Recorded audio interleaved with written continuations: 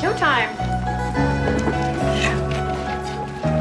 Oh, Dottie. I forgot.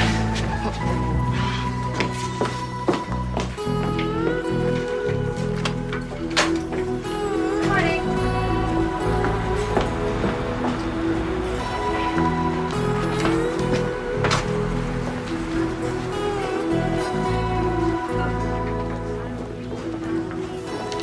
Hello, Mr. Slater. Hi. I'd like to see Mr. Simmons. Oh, I'm sorry. He's no longer here. You have to see Mr. Cutler. Morning, Mr. Crimmins. Hi, morning, Miss Bailey. Did you check your figures against this? I gave you 7 cents off yesterday. Yes, sir. Oh, Mr. Cribbins, I'm ordering tickets for the livestock show. How many do you need? Just one. Okay. Your figures match today. Hi, Barbara. Still trying to get him into a conversation? Oh, great. I've only been trying for a year. Hello? I'll tell him right away. Mr. Cribbins, Mr. Cutler wants to see you in his office right away. Thank you.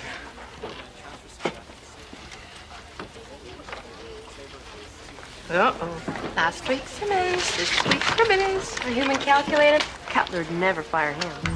Focus on Warren Cribbins, a myopic little man, precise with figures, awkward with people. His horizons, a bottom line dotted with decimal points. But his safety in numbers is about to be erased. No, no, no. Don't get mad and don't get even. Just get ahead. Yeah. Sure. Cribbins, Yes, sir. have a seat. Thanks, sir.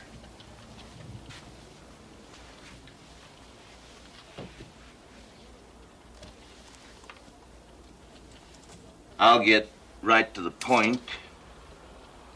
You like your job? Yes, sir, very much, and I hope my work has been to your satisfaction, sir. Right down to the last decimal point. Oh, thank you, sir. Wish I could say that about everyone. Cribbins, Warren, how'd you like a promotion? Well, I've decided that you should replace Simmons as the new loans officer here at the Farmers Bank. actually, I think I'm better suited. Exactly. You respect the numbers. Honestly, No, don't thank me. Sandy will help you get set up. She's your new secretary, and we can discuss your salary later. Here, take this file and look it over. You'll find it's fairly typical. Yes, sir. Congratulations. Oh. Thank you, sir.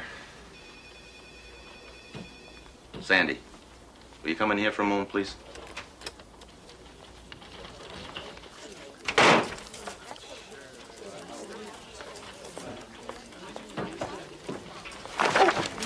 I'm sorry. I wasn't looking where I was going.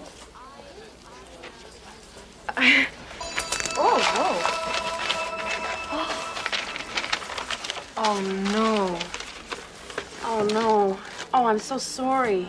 Oh, that's all right. Oh, I'm so sorry. I can get them fixed for you. No. That's all right. I only need them for close work. I'll get by. Oh, Mr. Cribbins. Yes? That's my book. The blue book. Oh. Yeah, yes, it is. Thank you.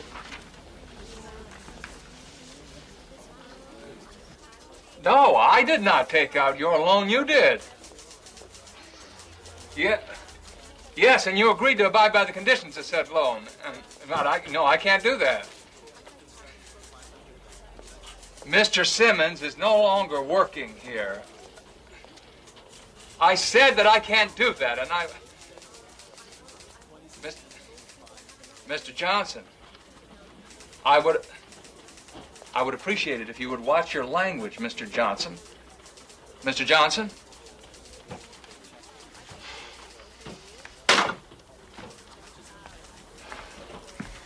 Did you want anything in this hot water? Oh, no, I have my own tea bags.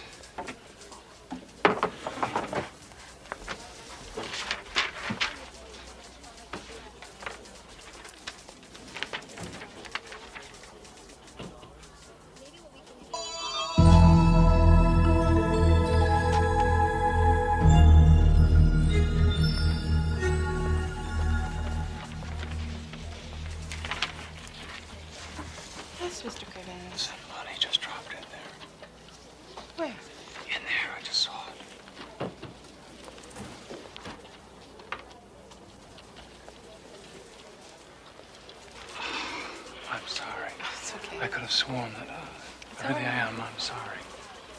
Okay.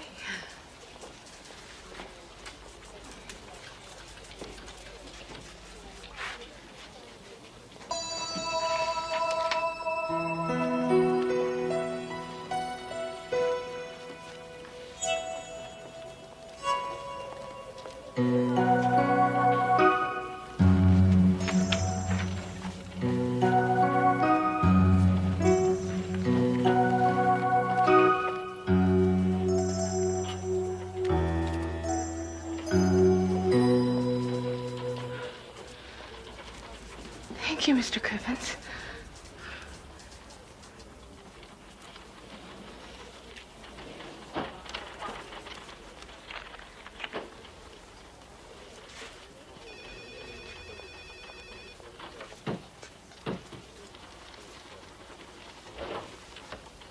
Mr. Cribbins, Mr. Cutler wants to see you as soon as you've read all of these. Thank you. Okay, now those green pins represent the property that the bank already owns, the color of money. And the white ones are what the major farm combines own, pure and untouchable. And the red ones, well, they're what we have paper on, mortgages, Warren. Some firsts, mostly seconds, for people mostly operating in the red. And those are my new concerns? Exactly. We have to call in all outstanding loans as they come due. I see, but what if they can't pay? Then we foreclose.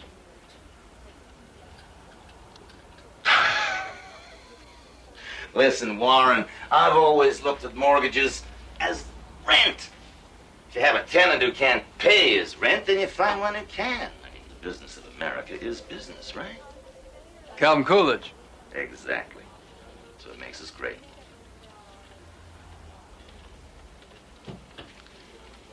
Warren,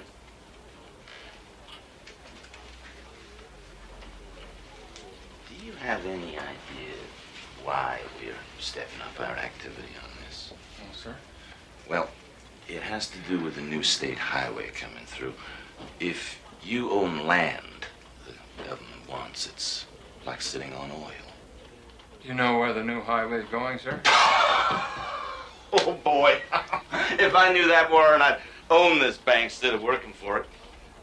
Anyway, the more deeds we own, the better our chances. So let's start changing those red pins to green, Yes, AP.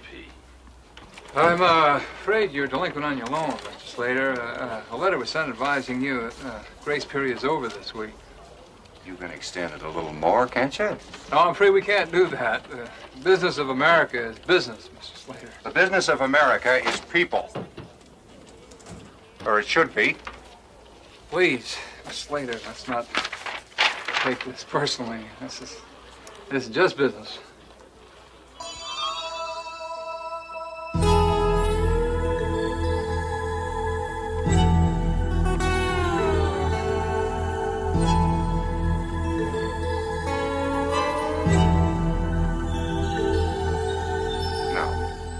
This isn't just business. This is my life. Just remember what that farm means. To me, my family, this whole community. I promise to look at the figures again, Mr. Slater. See what we can do. Name's Vern. Thank you.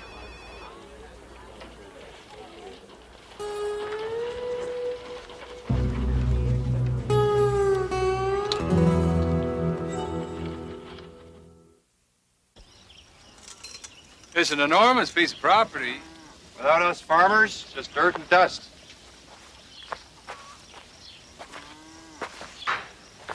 What's the bank gonna do with it anyway? They can't work it? No, I guess not.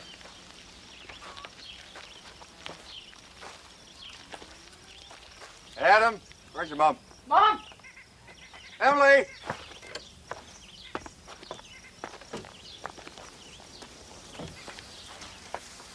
This here's Mr. Cribbins. He's from the bank.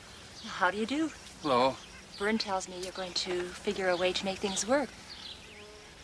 Well, since I'm not empowered to extend your loan and your equipment appears to be a little outdated,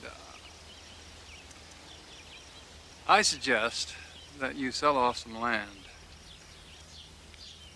Who to? Who's going to buy it at a price that'll be worthwhile? I'll just have that much less corn for market? How's that going to help me, Warren? Mr. Slater, Vern, I think that may be your only option. I may not even be able to get my boss to agree to this. He wants to enforce foreclosure.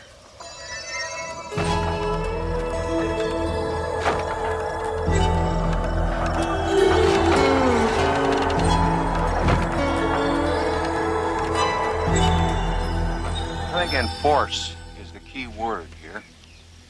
Oh, please, just look this over and think about it. I ain't selling. You hear me, Warren? You go down to the bank, you tell them I ain't selling. Tell them loud and clear, Warren. You hear me? I got faith in you, Warren.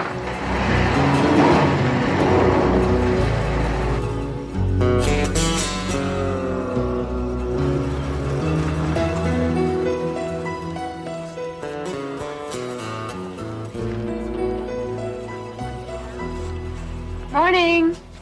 Good morning. Oh, Sandy? Can I see you for a minute? Sure. Wait, sit down. Okay.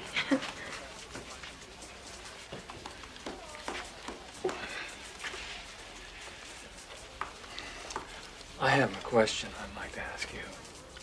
If you were in a position to help some people, but by helping them you might lose a great deal yourself, yet by not helping them, the people you want to help, they may lose everything.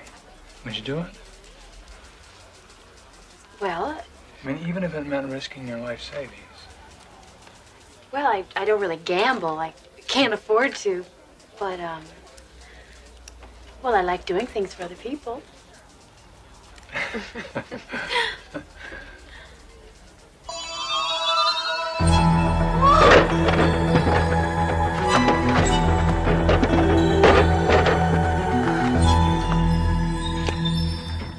Whoa, what's wrong? What do you mean? What I mean is you just jumped right up out of your chair. Oh, well, nothing. Nothing really. Oh, yes, would you do me a favor? I'll try. Would you draw out a cashier's check for this amount from my savings account? Sure, no problem. Anything else? Yes, there is one thing. Please, be very careful around the bank. You sound like my father. Please, be careful. Okay, I will. Thank you for your concern.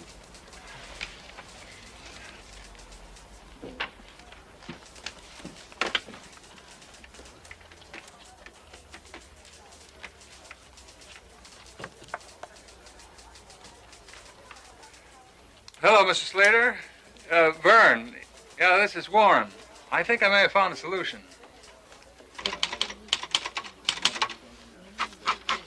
Vern, I think this may solve your problem.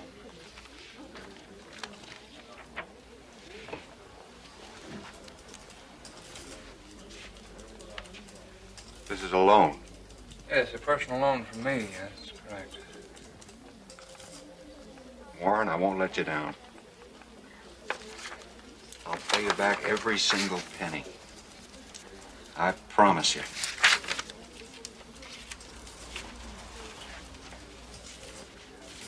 Just deposited by 3, Warren. This is due day, you know. Don't worry, Vern. They let me cut in line here.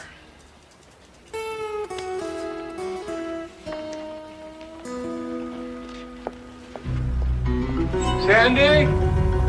Oh, I'm sorry, Miss Bailey. Mr. Cribbins, what are you doing? Oh, I'm sorry. Nothing really. I just,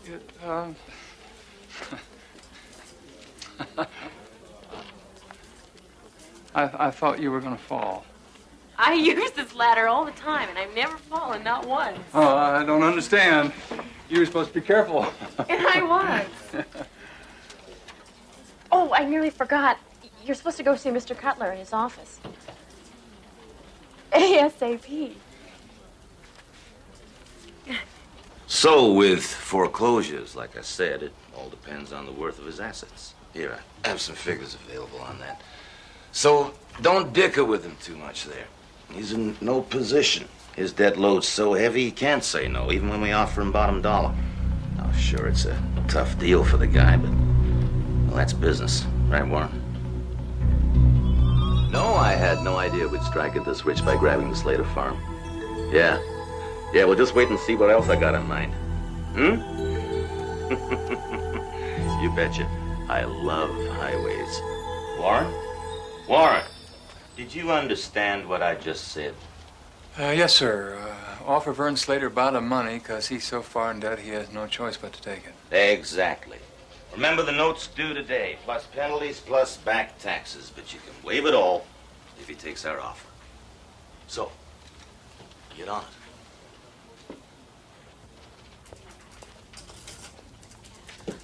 Everyone's closing and balancing. What did you want me to do with this cashier's check? I'm not sure, Sandy.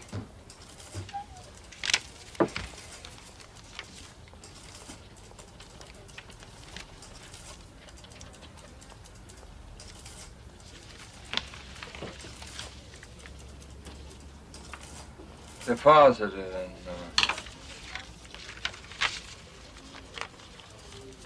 Vern Slater's account.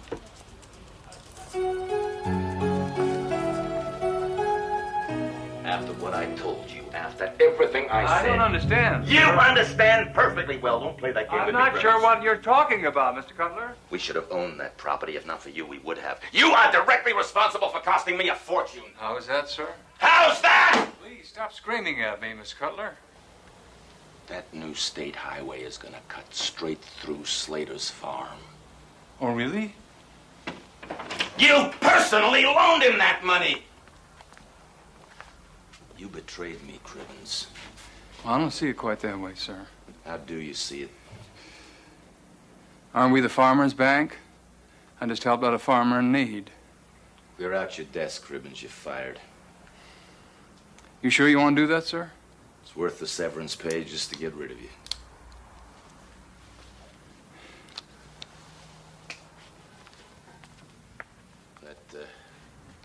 That sign's crooked. Fix it.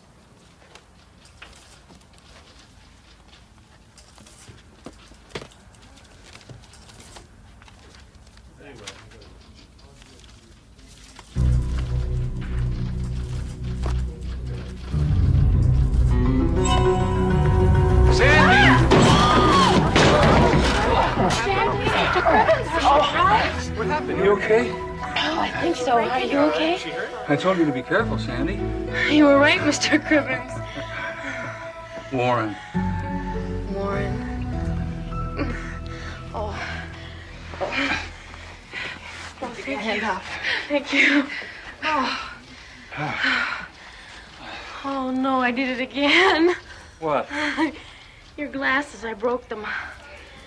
I think they're totally useless now. Well, that's all right, Sandy. I won't be needing them anymore.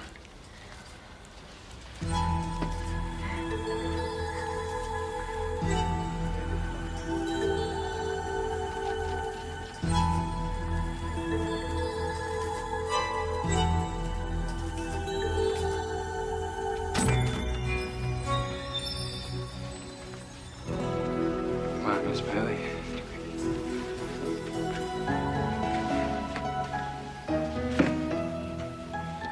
Accidents will happen, and Warren Cribbins had a lucky break. Instead of blindly following orders, his eyes were opened, and he saw humanity, and discovered it was his greatest asset. Add him to the list of those who have peered into the Twilight Zone.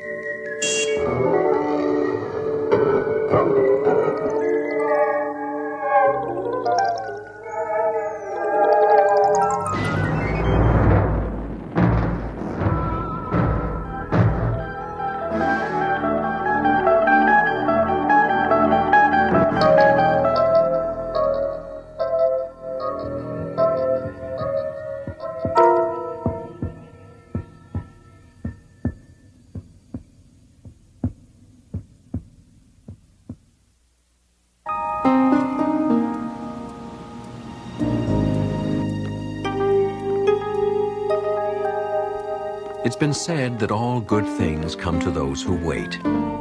This is Willie Gardner, a man whose lifetime of waiting is about to end.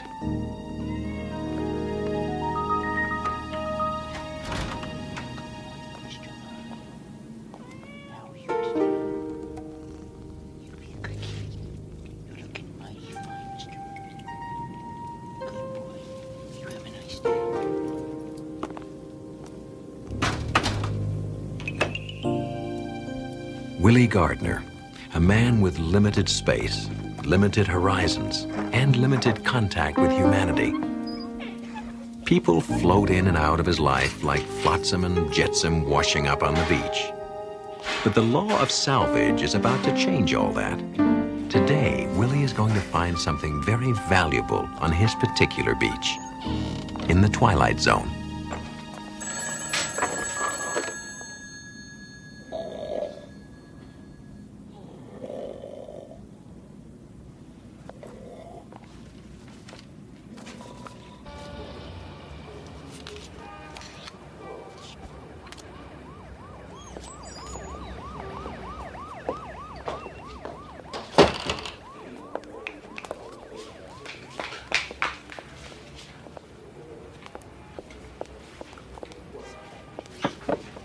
Hi, Willie. Why? Candy. Candy, right. I was just wondering, Willie. You don't mind that I call you Willie, do you? No, I don't mind. I was just wondering if you'd like to go for a walk or take in a movie, something nice. You mean go out? Me and you? Yeah. Well, I don't get it. I mean, we don't even talk other than you need change for the payphone or something. Well, sometimes it takes time to get to know someone. You know what I mean? I don't know. Well, okay, if that's the way you feel. No, wait. Hey, I really would like to go out with you. That'd be real nice. Yeah, really? Yeah, we could go for a walk. How about tonight? Yeah, sure. As long as you got $50. Nobody rides for free, Willie. Haha, very funny.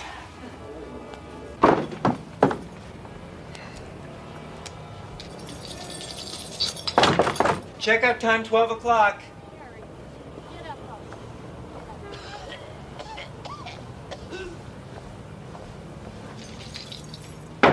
Checkout time, 12 o'clock.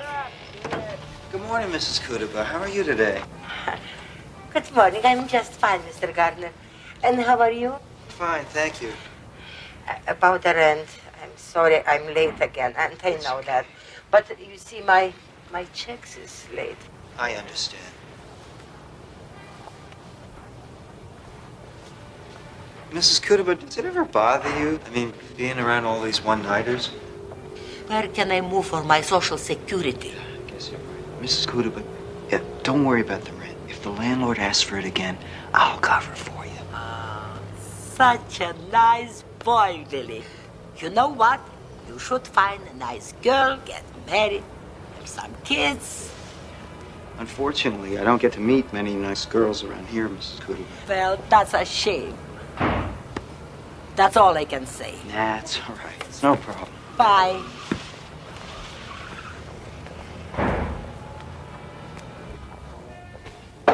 Checkout time, 12 o'clock.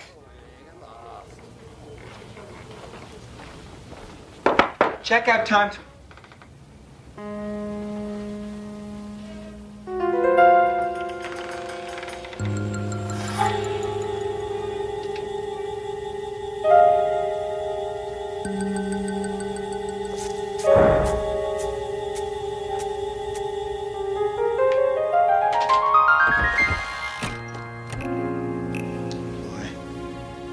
I wish I had a nickel for every old piece of luggage I ever left in this hotel.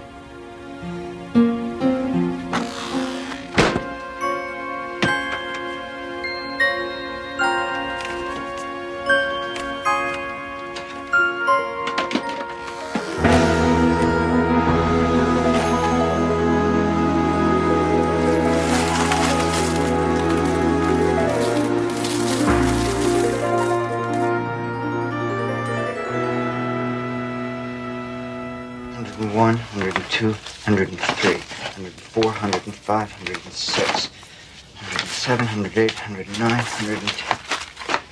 This is gonna take forever. Wait a minute.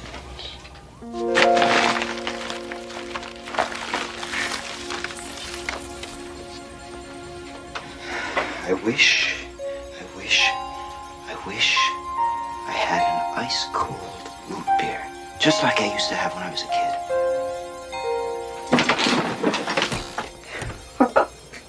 This is great.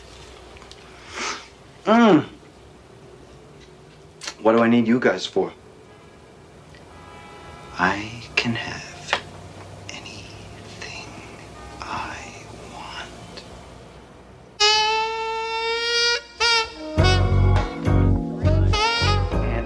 And this is my new bedspread. It's what they call a blend. It's 50% something and 50% something else, but you'd be surprised. It almost feels like real fur. Mary, I don't mean to be rude, but I'm expecting some other guests. Hey, you leave? How's it going? Fine, Annie. Just fine. Thanks for coming. Hi, Candy. Hi, Willie. Thanks for inviting us.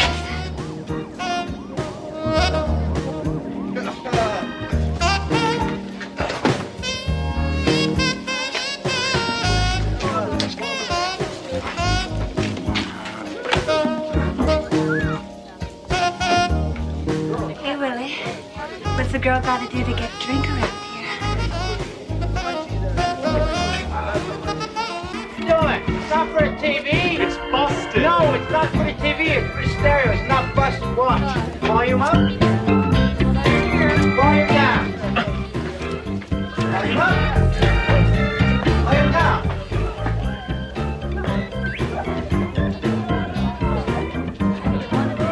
Hey, Willie, that's a real cool stereo, man. How come I never seen it before? Oh, well, maybe you just never noticed it before. You never had no party before. Well, that could be it. You're a funny guy, Willie. I never knew that about you. Well, there's a lot you don't know about me. Really? You son of a gun. You really know your wine. Thank you very much. It's a real bouquet. Thanks. It's positively lousy with bouquet. Listen, if you like it that much, why don't you take a bottle when you're ready to leave? No kidding. Sure, take two if you like. Gee, thanks. Hey, that's really generous of you, Willie. That's nothing.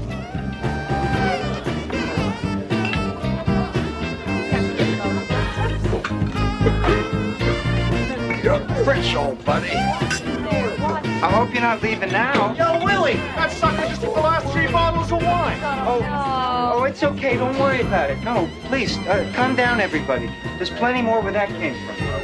I'll go get it. Oh, I'll go with you. No, that's okay. You stay here and enjoy yourself. I'll just be a minute. I wish I had another case of my favorite sparkling champagne.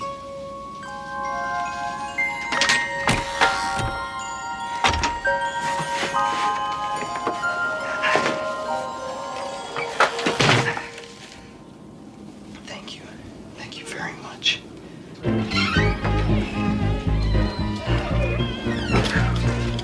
Good evening, Mrs. Kudaba. Oh, hello, Mr. Gardner. Sounds that you have lots of fun down there in your place. We are. Why don't you come on down and join us?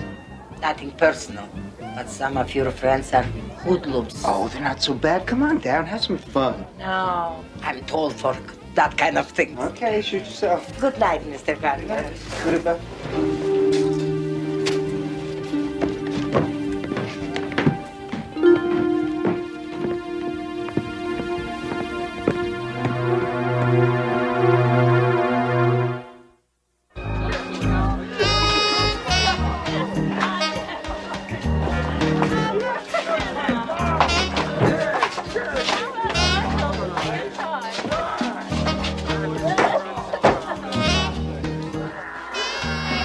Kind of stuffy in here.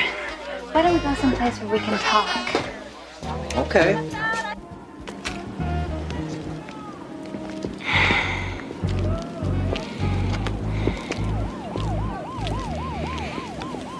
real pretty out here, isn't it? Really pretty. Kind of makes you forget what's out there in the streets. Candy, what is that short for? Beats me. My real name's not Candy. It's Lisa. Candy's just my street name. You think that's funny? Oh, no, I like it. What, Lisa? Well, yeah, that too, but I mean, I really like that you told me your real name. Yeah, well, listen, Willie. What's a nice guy like you doing without a girlfriend? Don't you like girls? I like you. Yeah? Well, maybe that could work out, you know what I mean? Not really. Well, I could be nice to you, and you could be nice to me. I don't understand. Well, you know, you could take me out and buy me things, get me a nice place to live. Buy you things. Get you a nice place to live. Yeah, you could even stay there sometimes. Sounds nice, huh? Candy, Lisa, Candy, I'm not just looking for a girlfriend. I'm looking for someone who likes me for myself, not just for the stuff that I own. Hey, don't get me wrong. Really? Let's go back to the party. Come on.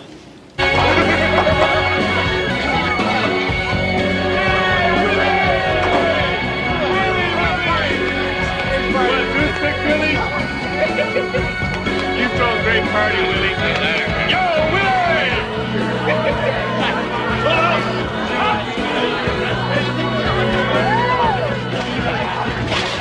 Let's go.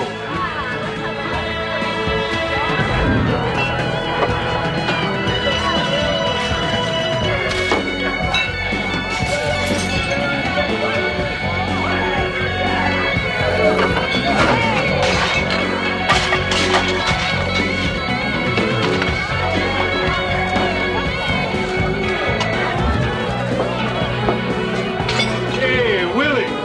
I was checking out your TV set. Great color! Now, I was wondering, there's this big game on tomorrow night, and could I borrow it? Just for the day, you understand. Keep it. Serious? Serious. Take it. You got it.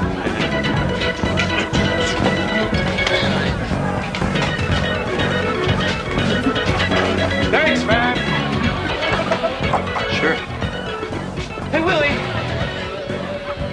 Did you just give him that TV? Yeah. What's it to you? Oh, why don't you give me the stereo then? Be my guest. Really?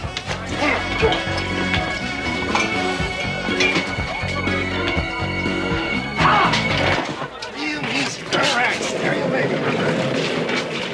Thanks, Willie. Hey, Willie, how about this vase? Take them. Go ahead, all of you. Knock yourselves out. Take whatever you want, and then just leave me alone, okay?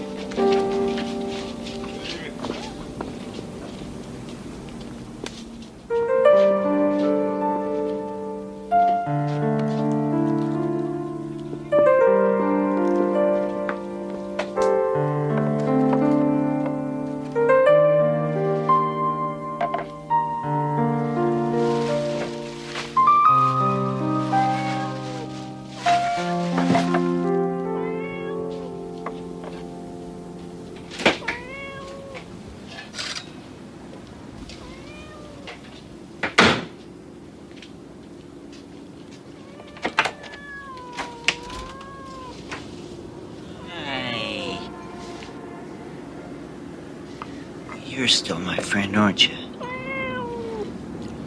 Well, at least you're honest about it. Hey, Willie! Party's over? What can I do for you, gentlemen? That depends. Depends on what. On what you got. I don't got anything. It's late. I appreciate you dropping by.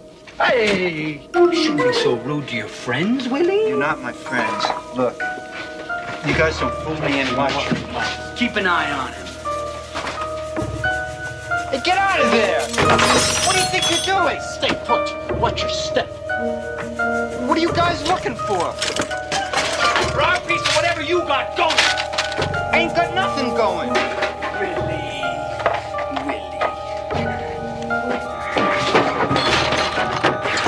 Now look, I don't know if you knocked over a bank or what, but we want our cut of the action. Nothing. I don't know what you guys are talking about. Oh? Wait, are you calling me a liar? Did Willie here just call me a liar? Sounded like it to me. Well, this insults me, Willie. I do not like when people call me a liar. Willie. Now look, I'm gonna make this real simple for you, Willie. You come across with whatever it is that you got, or I will cut your heart out and show it to you before you hit the ground. Okay, I get the idea. Smart boy, Willie. Now, what do you got for us? I got this for you. Get him!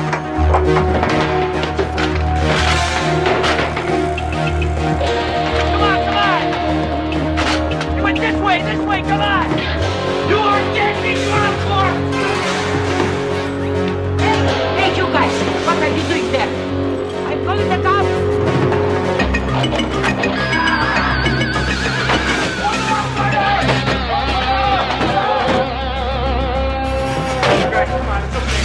Hey, come on! Come half an hour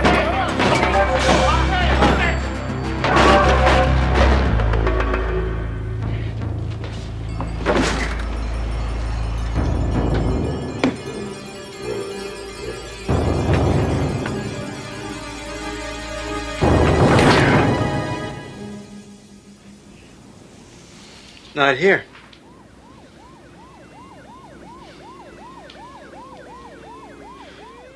I can't take another fall, man. I'm still on parole. You're on your own, Danny. I'm out of here. Hey! Where'd the guy go? Can't just disappear.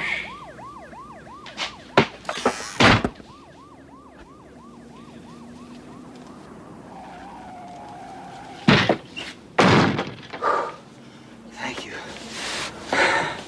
Thank you for working.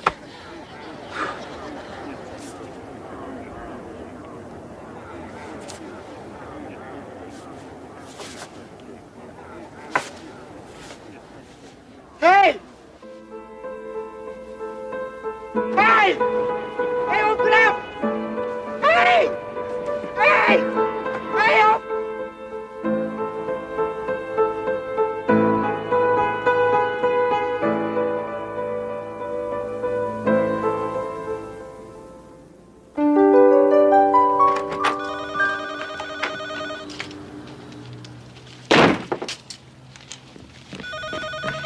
Hello?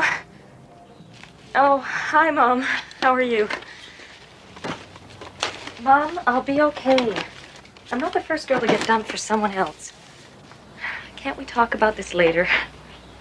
Besides, I think we've discussed this topic a few hundred times. You don't think I want to find a decent guy to spend my life with? I wish. I'll call you later, Mom. Bye.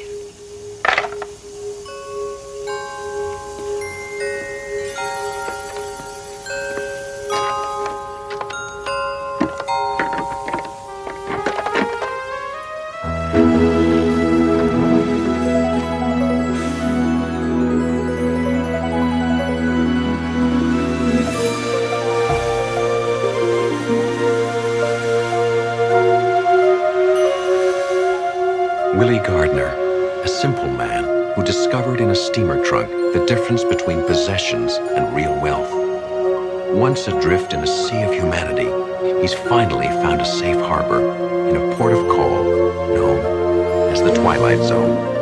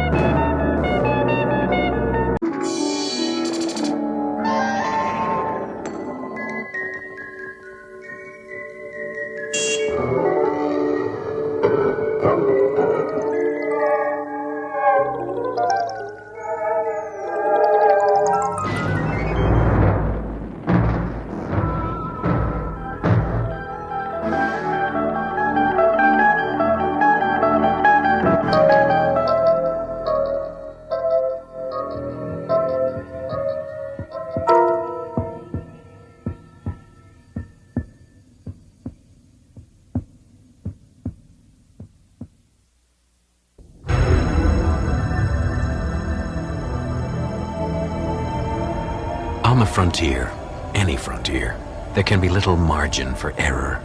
Just as the first covered wagons making their way across the American desert had a finite supply of food and water, so too on this even vaster frontier are there laws that must be strictly observed. Thomas Barton has been piloting emergency dispatch ships for 5 years. He has never been faced with this particular law of the frontier. Until now. Thomas Barton is about to discover firsthand that there are limits, even here, in the boundless reaches of the Twilight Zone.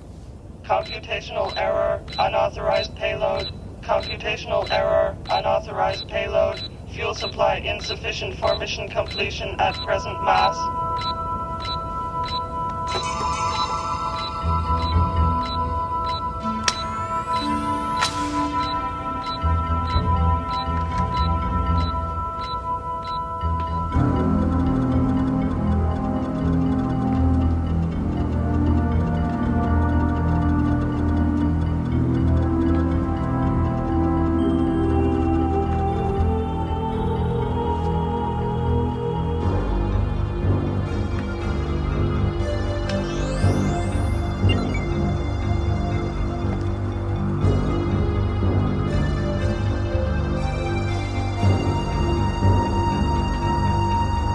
All right, come out of there.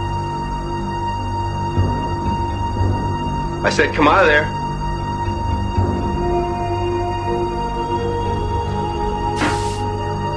right, hold it right there. Right there. All right, come out real slow. Come on. Come on. All right. I give up. Look, I know I shouldn't have done this. Who are you? I was going to Mimir for the Linguistics Academy there. And then I heard your ADS was going to Woden, so I... You see, my brother, Jerry, he works on Woden, on the government survey team there, and it's been 5 years since I've seen him. I haven't seen him since he left Earth. You see, it was just sort of the two of us growing up, and... Well, I knew it would be like a year before I'd see him again. 5 years is a long time, you know. I've missed him. And I know I shouldn't have stowed away, but I didn't want to wait another year. I knew I'd be breaking some sort of regulation. Look, I'm not a freeloader. I can pay for my own keep once we get to work. And I've got a Class B computer license, and my background is in linguistics, so that might be useful. This is nice. What's your name? Marilyn Lee Cross. My brother's Jerry Cross. Do you know? No, I don't. Are we going faster? Yeah, I shut off the engines that were decelerating us as we moved into Woden's star system. I'm trying to save a little fuel for a little while. Why? Stardust, this is EDS 34G11. Barton speaking, priority blue. I need to speak with Commander Delhart immediately. Are you gonna... Priority blue acknowledged, Barton. Patching you in. Are you gonna ask them to come back for me? Don't! Barton, what seems to be the problem? Commander Delhart, we have a stowaway on board. I see. I assume you follow standard procedures? Negative, sir, I have not. Commander Delhart, the situation is a little unusual here. The stowaway isn't a criminal or a smuggler. She's a girl. What? Yes, sir, a teenager. She wants to see her brother in Woden. She didn't even know what she was doing. Oh. Commander Delhart, is there another cruiser in the area? A freighter or another scout ship? No, you're too far out. We're the only ship within 40 light years. What about sending out another EDS? It would never reach you on time. What about a ground-to-space transport from Woden? Anything at all, sir? No, I'm sorry. There's absolutely no possibility of intercept. There's just nobody out there to help. Martin, I'm sorry. I wish to God there was something I could do, but there isn't. You do understand that, don't you? What does he mean? Yes, sir, I understand. I'll get ship's records to Colony so we can make the necessary notifications. Delhart out. Are you gonna tell me what he means? The ship is carrying serum for cholera fever. Back to Group 1 on Woden. Their base was hit by a meteor storm. Their supply was wiped out. Do you know what cholera fever is? No. It's like meningitis. It's quicker and more painful. Group 2, where your brother is actually 8,000 miles away across the Western Sea from Group 1, so there's no way they can get back to Group 1 in time to help, which means 35 men are going to die unless the ship with the serum reaches them on schedule. I see, so I'm throwing you off the schedule? EDS, this is ship's records. EDS. This is EDS, I acknowledge. We'll need all the data on the subject's identification disc. One moment, please. I see your identification disc.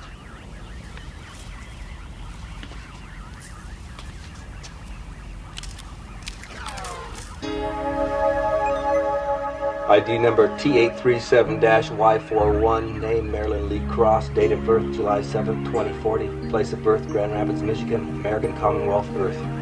Original destination. Port City, Memer. Time of execution. What? What does she mean? At what time was the stowaway ejected from the ship? I'll inform you later. Ejected? She can't be serious. Now listen to me. It's my fault because I should have told you as soon as I found you. And I thought maybe once I contacted Delhart could do something about it. I don't know. If you eject me, I'll die. I realize that. Warning. Fuel supply insufficient for mission completion. Moving to condition yellow.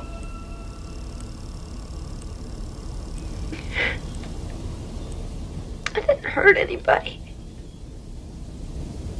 I just wanted to see my brother. Nobody wants you to die, and nobody would ever let it be this way if there was anything humanly possible they could do to change it, but there's not. I mean, these emergency dispatch ships are given just exactly enough fuel to get to their destination, maybe a little extra to allow for atmospheric turbulence. And my added weight will cause it to lose its fuel before we reach the ground. Yeah, it'll crash, and you and I'll die, and so will 35 people waiting for the serum. What about the Stardust? Can't it come to pick me up? No. God, it's carrying medical supplies and food to the outer colonies. And hundreds of people will die if it doesn't reach its destination on schedule. You talk like this happens every day, you know? Just like you're throwing some excess baggage overboard. You don't think I'm gonna have to live with this for the rest of my life? I mean, every night when you come to me in my dreams, don't you think if there was anything I could do to help you, I would do it? Entering Woden gravitational vector phase 1. Engine ignition must occur at T-minus 85 minutes. Mass must be reduced.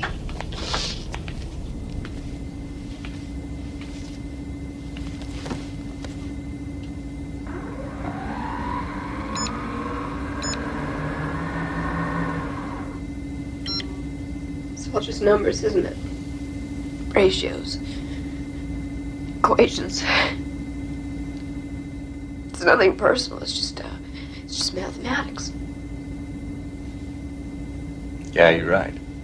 You're absolutely right. It is just mathematics. I mean, H amount of fuel won't power this ship safely to its destination with M plus X amount of mass. It's as simple as that. X.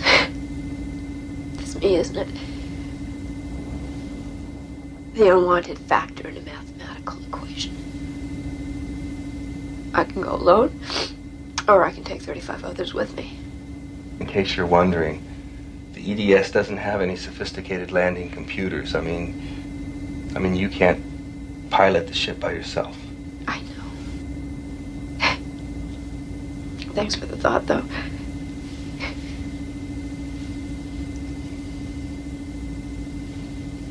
Isn't there anything else? What, jettison? These things are designed pretty lean. I mean, there's hardly an extra kilogram.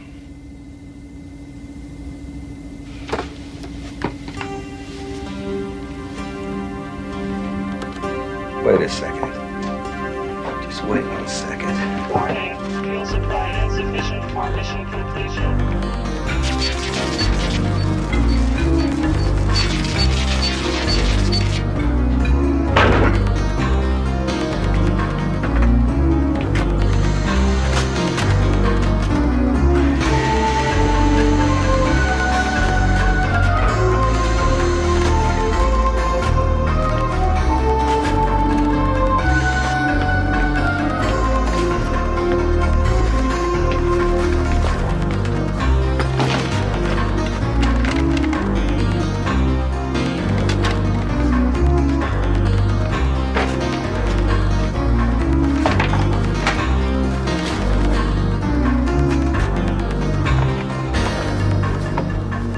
Enough? Well, we'll soon find out.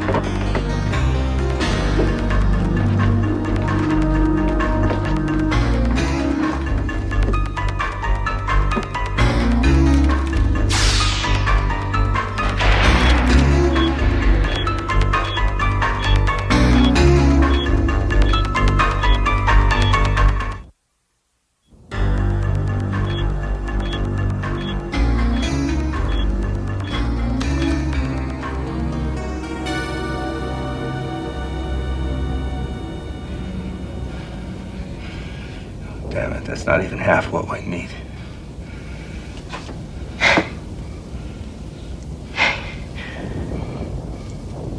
How long do I have before I have to leave? I have to reactivate the engines and start deceleration by 1900 hours. That's less than an hour. Oh, God, how did this happen so fast? It's different out here. I mean, it's not like Earth. The frontier's so vast that there's no margin for error out here. I mean, you make a mistake, there's nobody can help you. Entering Woden gravitational vector. Phase 2 engine ignition must occur at T-minus 75 minutes. Do you want to talk to him? Your brother? Do you want to talk to your brother? I think we're within range now. Yes. EDS 34G11 to Group 2 on Woden, please copy. Group 2, Woden. We copy EDS. Jerry Cross, please. It's urgent. Jerry? No, he went out on a reconnaissance mission. He won't be back for a while yet. Over. Please notify him as soon as possible, then signal us. It's urgent. EDS out.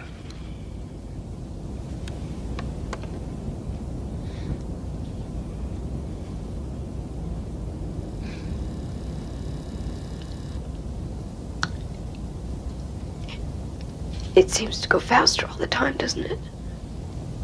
I just want to hear his voice. I think when I hear his voice, I won't be so scared. It's cold in here. Is it cold? No, it's, yeah, it's colder than it should be here. Maybe I shouldn't wait, you know, maybe I'm just being selfish.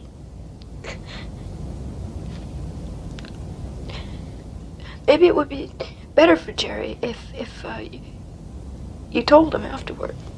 No. No, that's not what he'd want. He'd want you to wait. Is it getting dark where he is?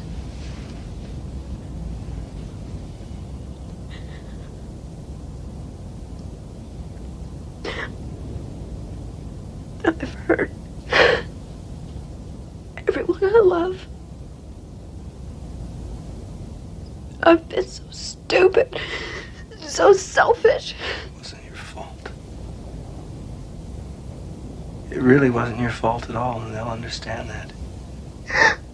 I'll never be able to tell them. I never took them for granted.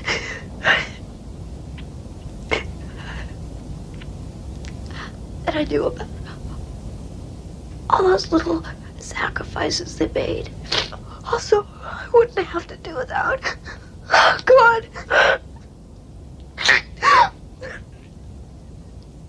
Never being able to tell them how much I love them.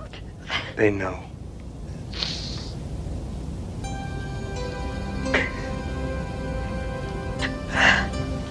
I've read about how people look when they die in space.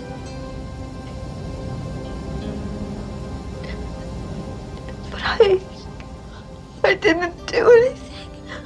I didn't do anything to die for. Please, I know you didn't. I know you didn't, and I know you're not to blame, and I'm sorry. Do you understand me? I am so sorry.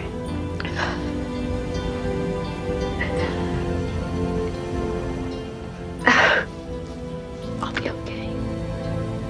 Signal transmission from G2. Jerry? Incoming. It's Jerry.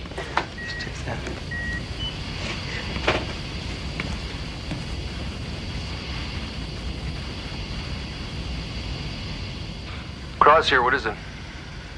EDS, come in. Gerald Cross here. Jerry?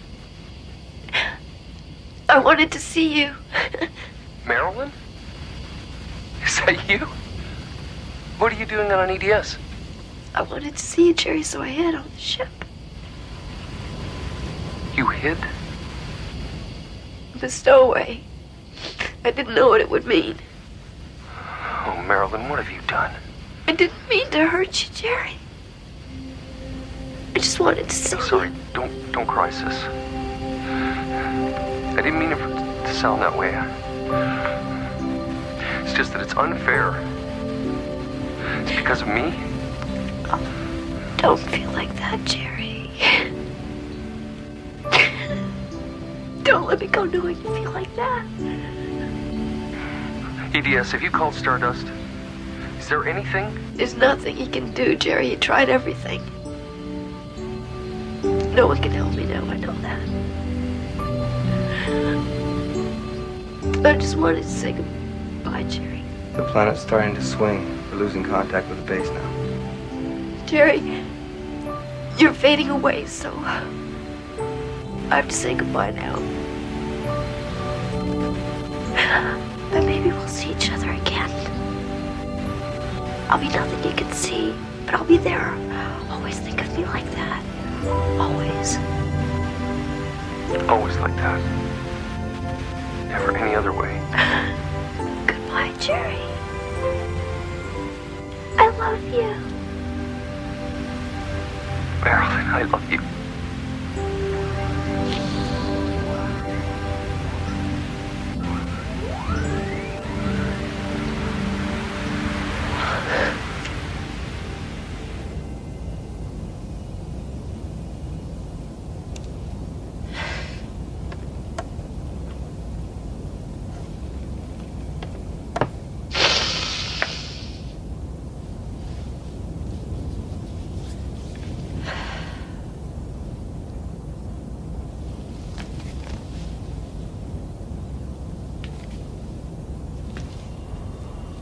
Warning, fuel supply insufficient for mission completion at present mass. Condition red. Mission status in jeopardy. Condition red.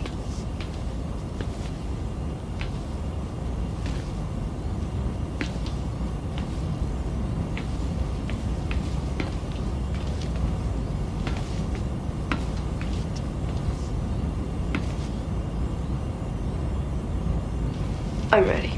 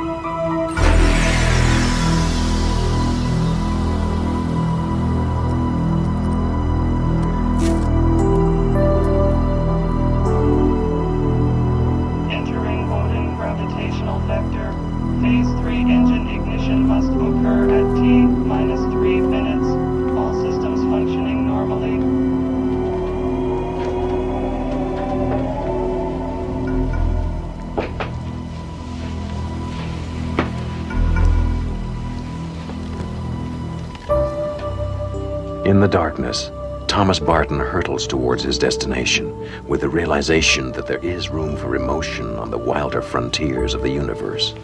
Emotion and the memory of a girl who had not known that sometimes it takes a human life to balance a cold equation in the black geometry of the Twilight Zone.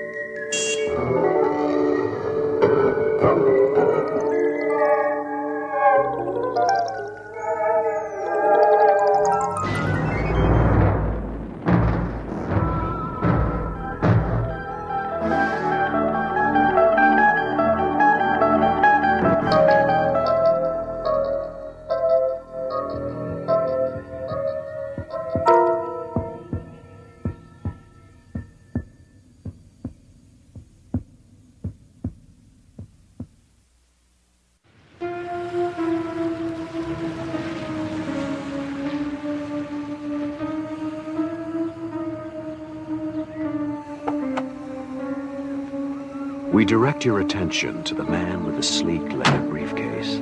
His name, Dr. Mallory Craig. Thanks, bud. Occupation, psychologist, newly employed by the Crestridge Sanitarium. For the last 2 weeks, he has been visualizing his first day, looking forward to it with eager anticipation. But there's a terror behind those cold institutional walls that nothing in his education has prepared him for.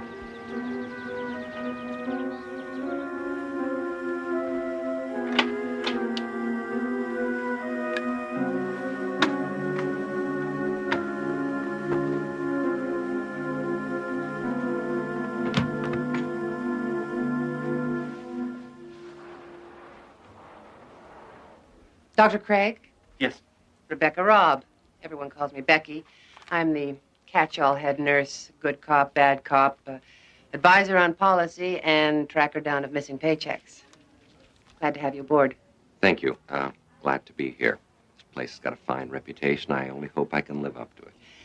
I'll get you the files on your clients. You'll be taking over Dr. Parnett's group, about 6 or 7 people. I think you'll find them all quite fascinating. Thank you, Becky.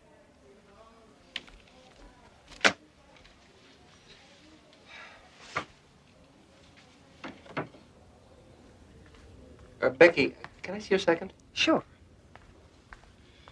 What can you tell me about this patient? Name of Sharon Miles. It says here she committed herself. That's correct. Although Dr. Parnett thought there might also have been some family pressure to check in. It also says she refused to leave the house, was constantly rearranging furniture in strange ways, and refused to sleep anywhere but in a plain white room. Still does. Since she's been here, she's repainted her room, I guess about half a dozen times by now. Anytime there's a spot or a crack. Dr. Parnett said to let her do it. It might be good therapy for her. She dresses only in solid colors and refuses to leave her room except for meals and counseling sessions. And then only with difficulty. I've never heard of anything like this before. What's her attitude? Frightened. Doctor, in my 10 years as a nurse, I've never seen anyone so completely, utterly terrified. Of what? I don't know. Even Dr. Parnett couldn't find out that one. Good night, Doctor.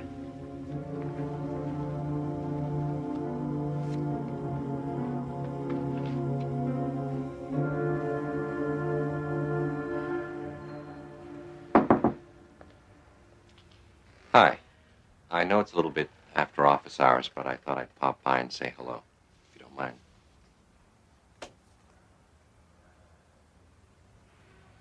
Yours? Nice work.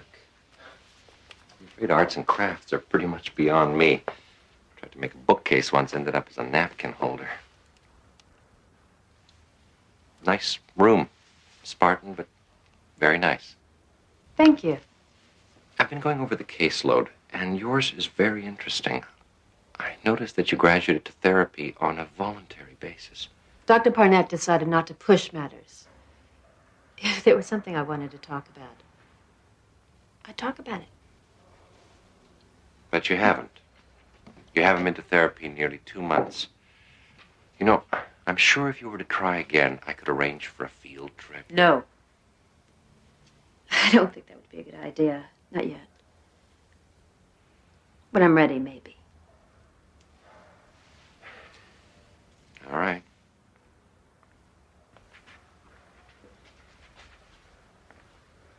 But if you should ever feel like talking, I think you know where to find me. Good evening.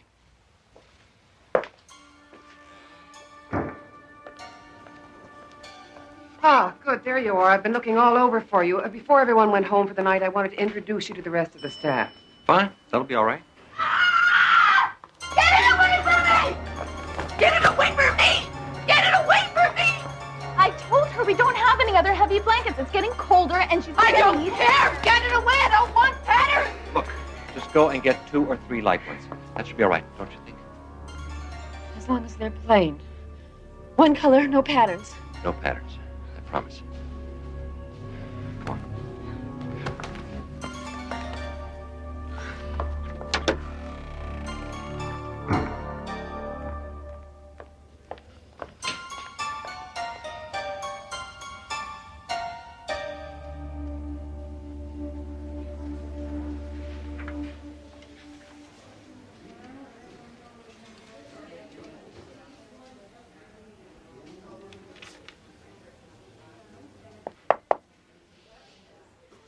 Guess I didn't make a very good impression last night.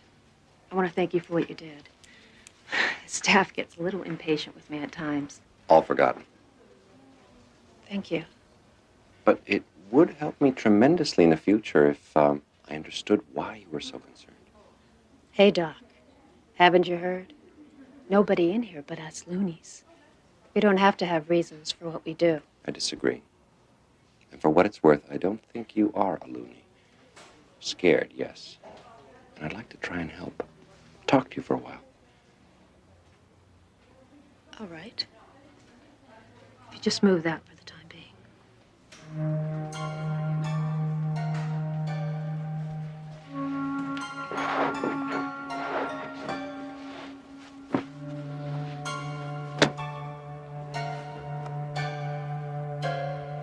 After I finished college, I met Jeff. And we got married about a year later. And we had a boy, Bobby. He's 7 years old now. And I don't hate my mother or my father, and I never wanted to sleep with my brother. And I wasn't frightened by a checkered sheet when I was a little girl. But you were frightened last night. I saw you. You were terrified by that blanket. No, not the blanket. The patterns. Why?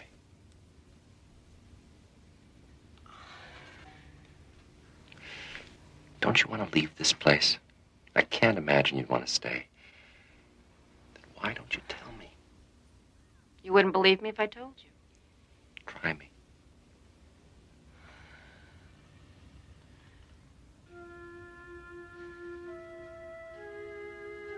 You ever look closely at patterns, Doctor? I mean the kind of patterns you find in wallpaper. Cracks in the ceiling. Linoleum floors. I suppose so, yes. You ever see faces in those patterns?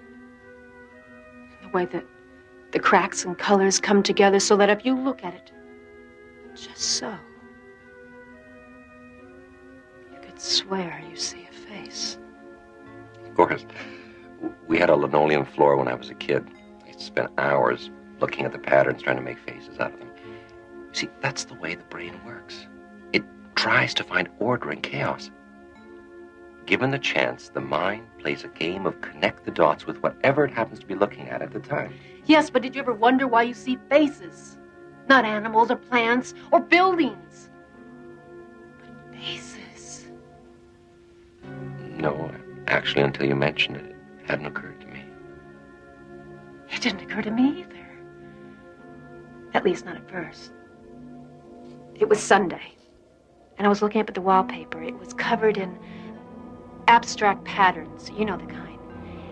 And I was looking up at the wallpaper, looking into the patterns. I saw a face in it. A doctor.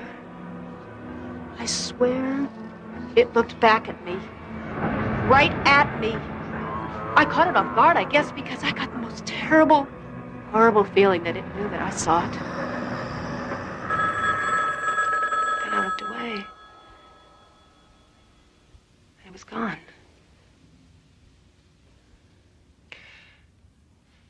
Perhaps you only thought the face was looking at you. No. No!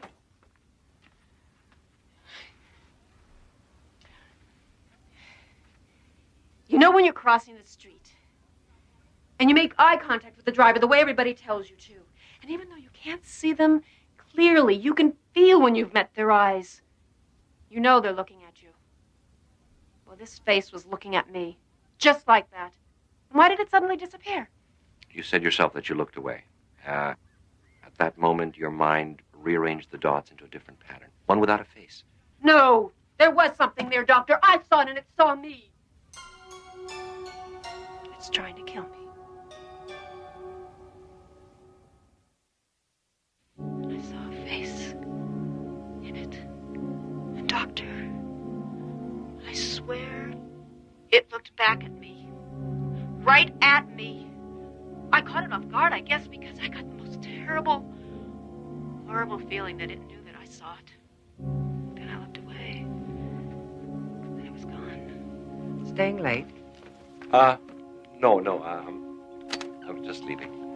Well, I hope you brought your coat. Looks like we're heading into the rainy season. Good night, Doctor. Good night, Becky. You said yourself that you looked away. At that moment, your mind rearranged the dots into a different pattern, one without a face. No, there was something there, Doctor. I saw it and it saw me. It's trying to kill me.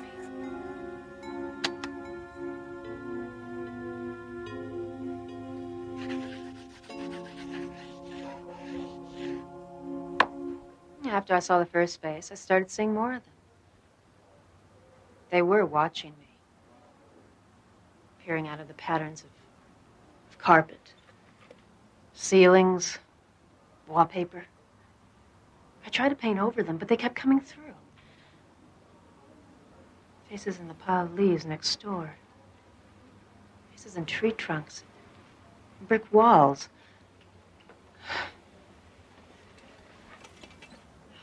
Faces in the doodles of my 7-year-old son. My clothes. I had to stop wearing patterns. That's why I don't allow patterns in my room. That's how they come through. As long as they're out of range, I'm safe. Sometimes I get the feeling that I hear them talking, whispering about me, trying to decide what they're going to do about me. You keep saying they. Who are they? I don't know. Sometimes I get the feeling that they're looking in from someplace else, someplace parallel to this, that only intersects us at certain points. I get the feeling that they're old. Very, very old. What do you think they would do to you, finally, if they got you alone? I don't know. I try not to think about it. And I'm not going to give them the chance to find out. Did this have something to do with your decision to commit yourself? I'm awfully tired, Doctor. Can we pick this up? Will you tell me tomorrow what happened? Sir, come back!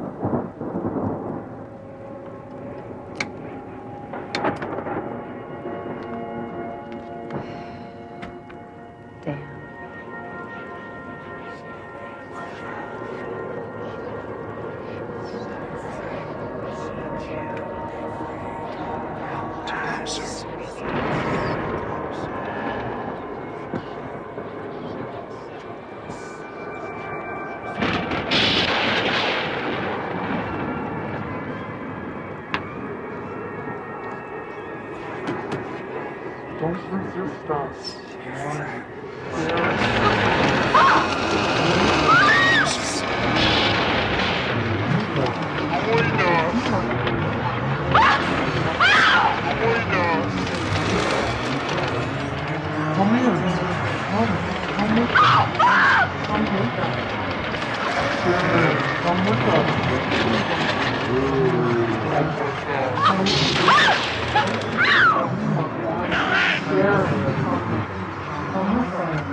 resist.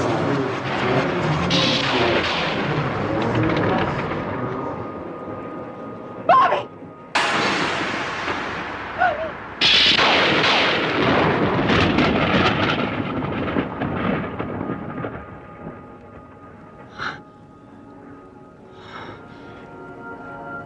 Oh.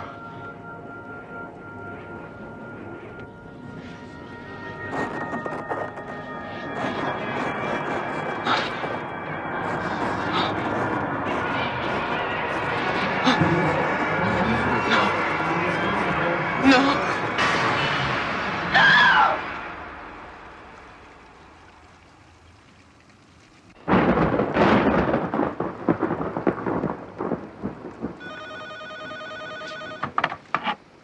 Hello. It's me, Sharon. I've changed my mind. I can't live like this anymore. Someone has to know in case something happens to me. Tomorrow I'll tell you everything. Glad to hear that, Sharon. And Doctor, I lied to you. I think I know what they are and what they're trying to do. To me. I can't trust them not to. Doctor, please. If anything happens to me, promise me you'll protect them. Jeff and my son, promise me? Well, I promise.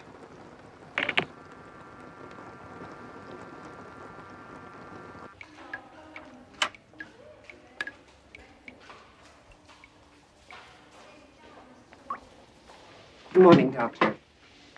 Pardon the bucket.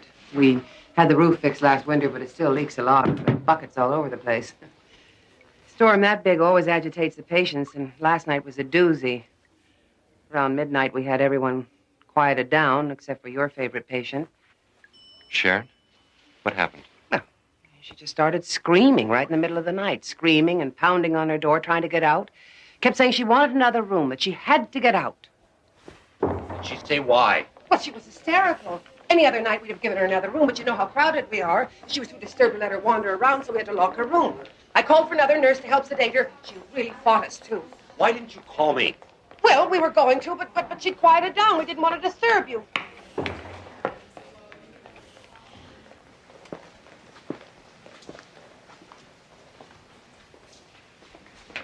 Good morning, Doctor. I hear you give our nurses quite a night. Well, I was being silly, and I realize that now. Storms frighten me. Actually, thanks to you, I realize I've been silly about a lot of things. Such as? Such as being here, committing myself, abandoning my son and husband just because of some perfectly irrational fears. It's wrong. And I can see that now. I guess all I really needed was someone to talk to. I fear you give me way too much credit. It's a very pretty outfit. Very intricate patterns, I thought. Just one more sign that all is well. I called the front office and had it brought to my room. With some luck, I signed the release forms and I'll be leaving here this afternoon. So soon? I thought we could at least finish our... We did. And again. Thank you.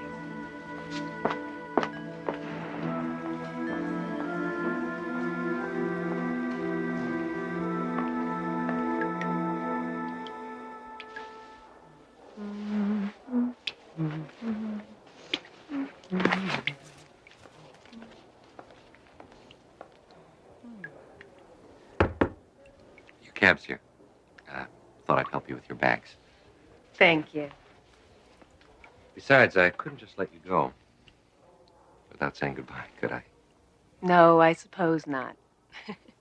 All the help is quite appreciated.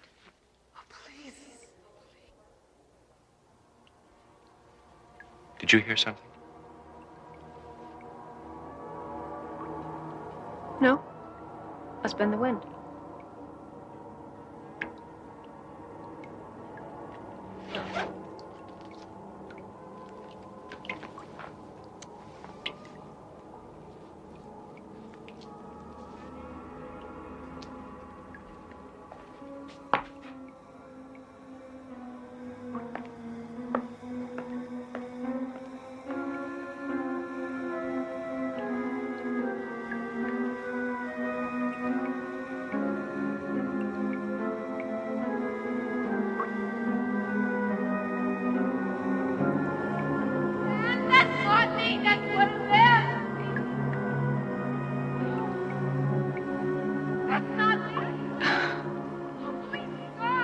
Next time you're alone, look quickly at the wallpaper and the ceiling and the cracks on the sidewalk.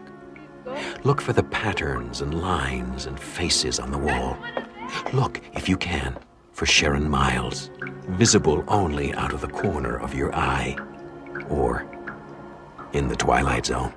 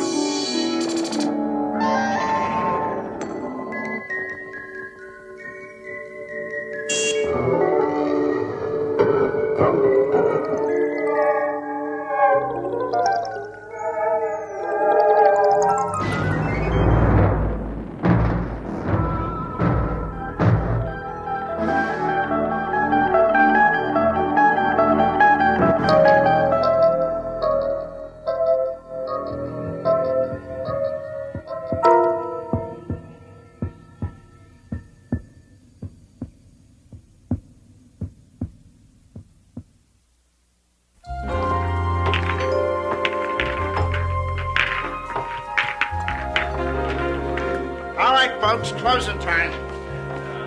Oh, look at this shot. You'll never see this in a million years. Guy thinks he's the next Fats Brown. Come on, let's get out of here. Hey, Joe, how come he gets to stay? Because he asks nice. Now get going. I'm off to Mulvaney's. Anybody for a beer? Hey, Jesse.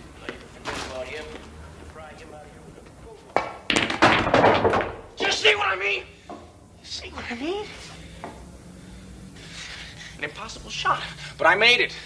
The right stuff, the right draw, perfect position. And what do I get? Fats Brown, Fats Brown. Well, I'm sick of it, Fats Brown. I'm the best pool cue on Randolph Street. Me, Jesse Cardiff, and everybody knows it. Fats was good. So he was good. But he's dead. Do you hear me? He's dead. He's been dead for 15 years, but every time I turn around, I hear about him. That was pretty good, Jesse, but Fats was better. Fats was the best, Jesse. Fats Brown is dead. If he was alive in this room, I could beat him. You'd see, I'd give anything to play him one game.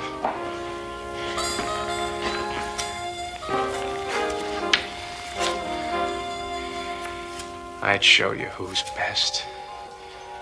One game. One lousy game. At your service.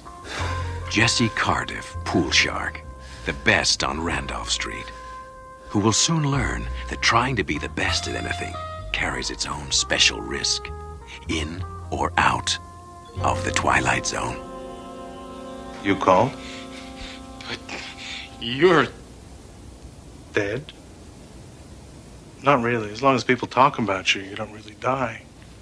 As long as people speak your name, you continue. The legend doesn't die because the man does. This is impossible. Nothing's impossible. Just some things are less likely than others, that's all.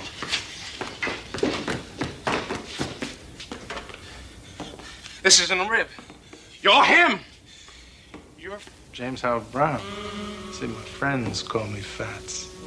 Now, I know it's a shock, but you called me. I didn't call you. I didn't mean that it... It's just let it talk. I was only... You like to play with fire, but you don't like to cook. Is that it? You know that you're not as good as you claim to be. You know deep down inside that you're second rate. Hey, hold on! Strictly second rate. What, are you afraid? Look, I come a long way. I don't like to be fooled with. I meet guys like you all the time. A little knack, a little skill, a little style. But when the heat's on, you choke. Excuse me. You've never seen me play. How you know I can't beat you? It is possible, isn't it? Oh, yeah, it's possible. But you ain't gonna do it with your mouth. All right, fat boy, dead or alive. I'll tell you something. You may be some tin god, but I think you're just a big balloon waiting for somebody to put a needle in you. Well, I'm that somebody. This is the needle. So you play me then? Rack 'em.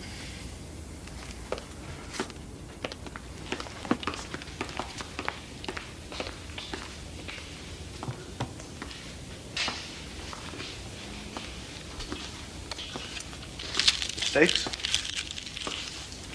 Steaks? Yeah, there's something to make the game a little more interesting.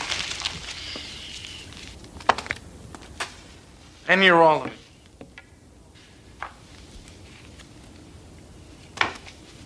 Hey. Use your brains, kid. What good is that to me? And what? Something to make my long journey worthwhile. Name it. You said that you'd give anything to play with me. Anything? What are you talking about, pal? Just what kind of stakes are you talking about? Life or death. What? You beat me, you live. You lose, you die.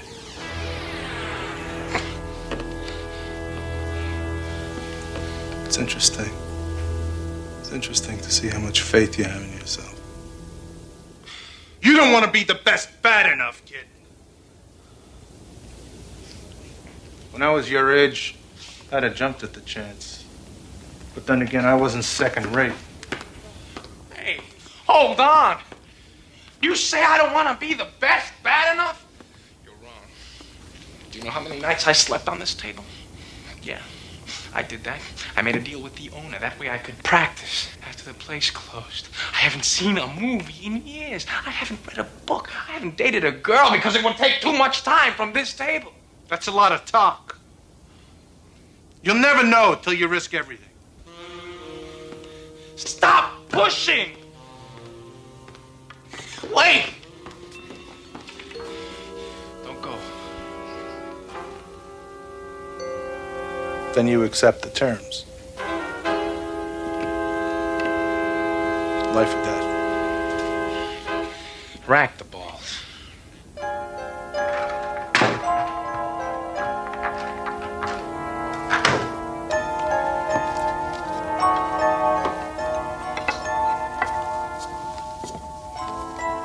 I had this specially made for me in St. Louis.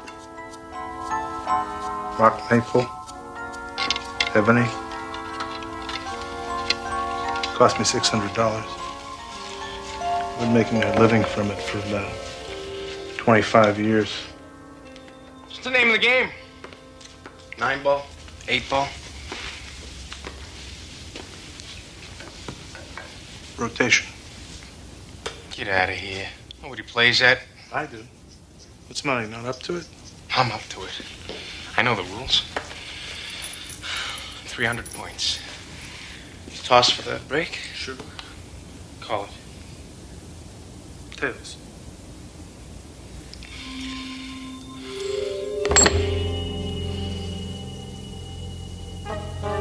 Change your mind? You can, you know. Heads. My break.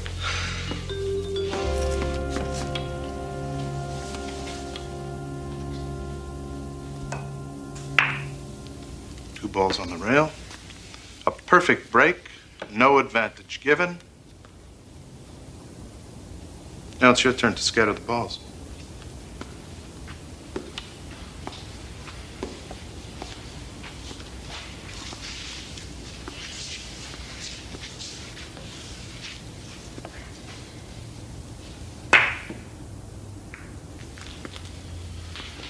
Do something with that.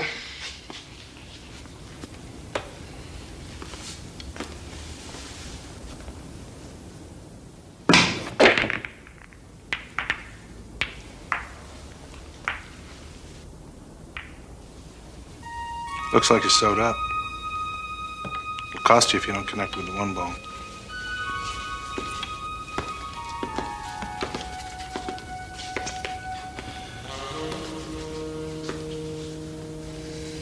Bank.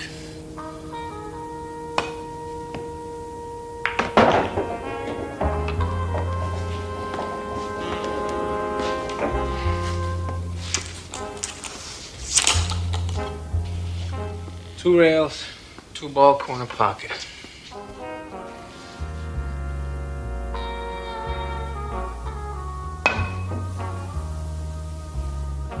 Did you see that, fat boy?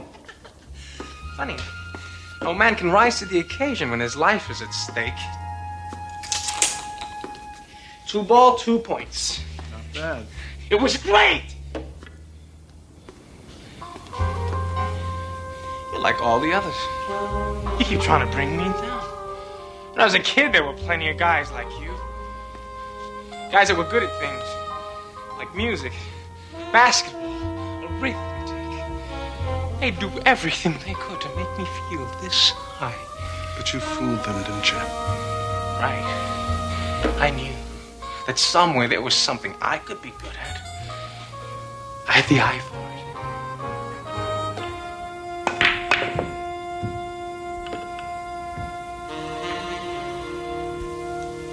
What happened to it?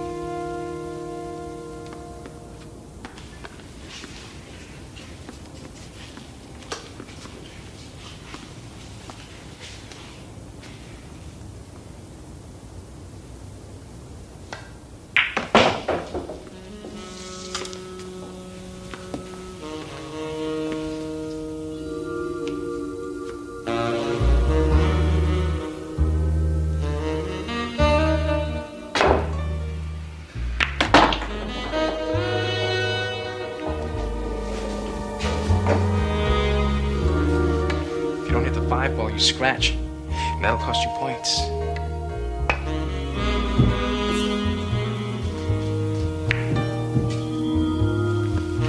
Your shot.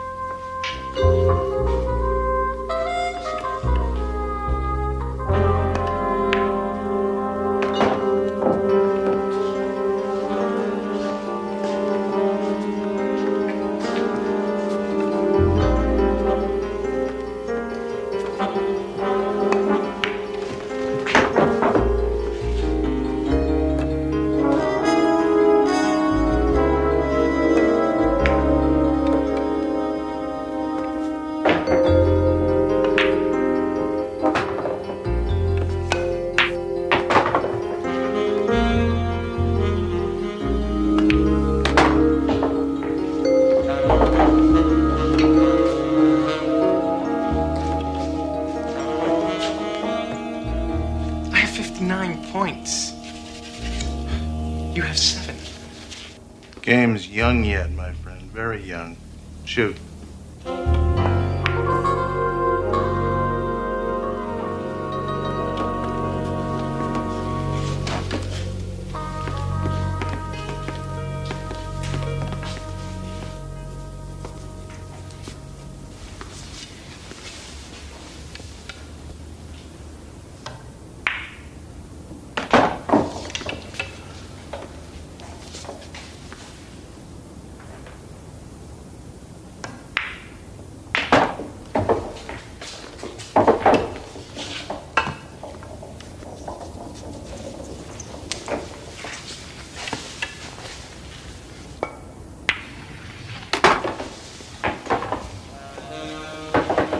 Rack them, please.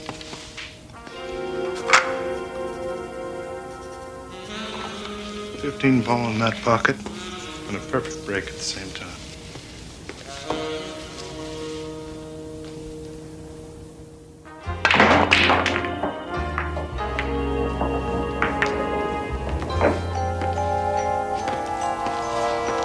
One.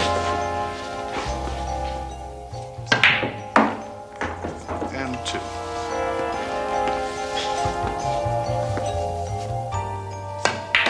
Three. Four.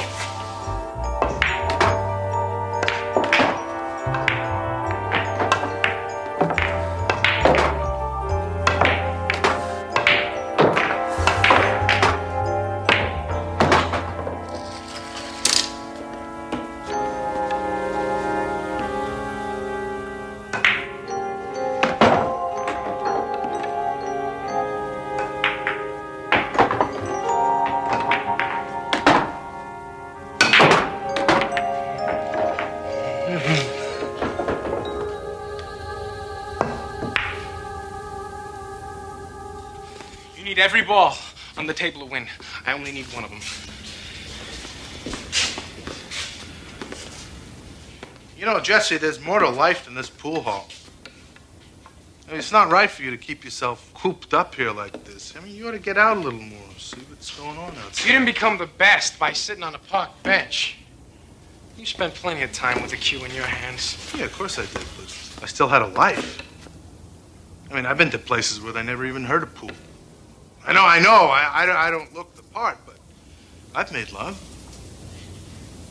I've watched sunsets. I've swam in the ocean. And when I think of all the beautiful things that there are to do in this world, it hurts me to see you rotting away. Because that's what you're doing. You're rotting in this dark room. You're lying. You're trying to distract me. That's low.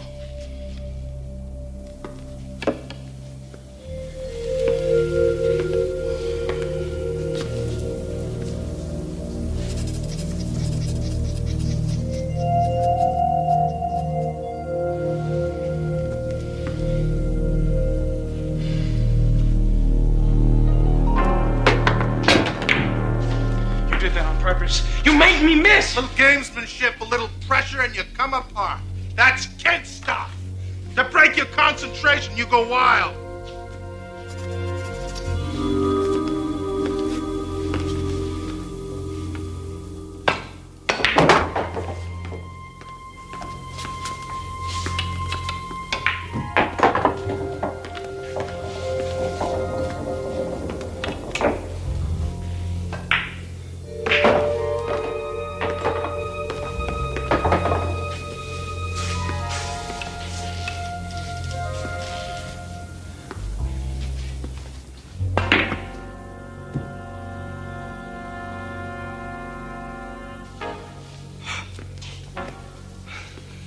That's it. The game ball. All my life, I've waited for this moment. Sink it, and I beat you. I become the greatest. If you sink it. You're sweating. Why are you nervous? For reasons you probably wouldn't understand. Oh, I understand. It means a lot, doesn't it? Even to a dead man. To have your name up there as the unbeatable champion of all time. Well, it carries a certain satisfaction, yes. I'll give you a shot at my crown, Jesse. But only if you're willing to stake your life on the game. Couldn't be just a friendly game, could it? Well, I take him as I get him. It's not just a friendly game to you. It's a life or death thing. So I acted accordingly. You see, the champions and the legends serve a purpose. They're an incentive. They're a challenge. I don't need no challenge. Everybody needs a challenge. The great musicians, they're better. They're better because of of Bach. They're better because of Beethoven, Mozart. See, I'm just a pool player. But I'm the best. You were the best.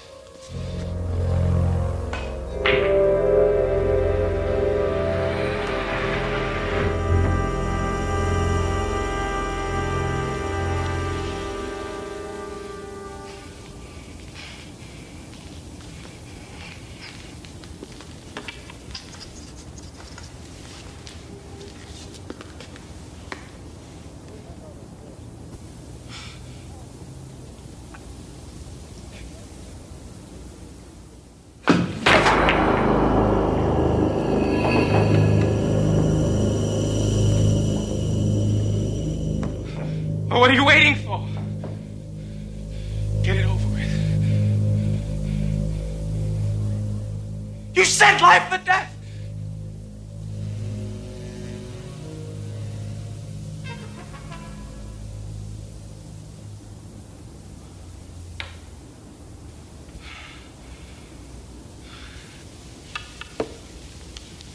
No, you really didn't expect me to kill you, no, did you?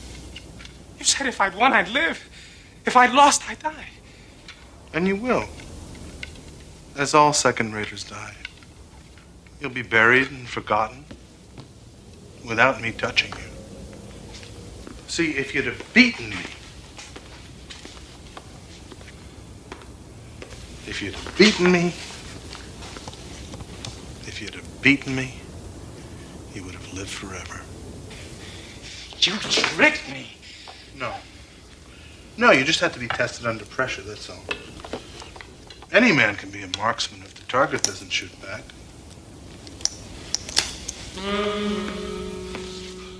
Wait! It's not over! I haven't given up. I'll practice. Night and day. I'm still alive. I can be better. I will be better. From me again, Fat Sprout.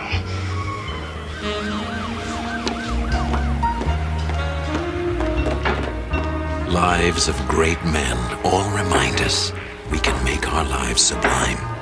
And departing, leave behind us footprints on the sands of time, on the earth as we know it, and in the Twilight Zone.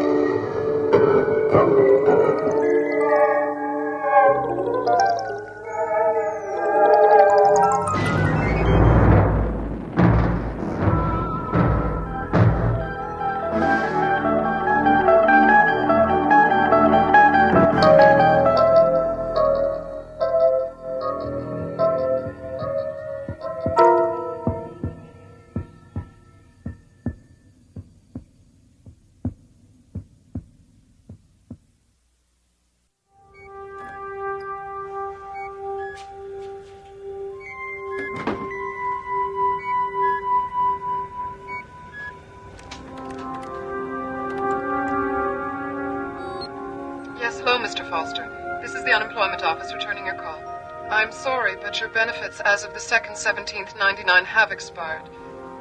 You can reach me at the usual number, but I'm afraid there's really nothing I can do.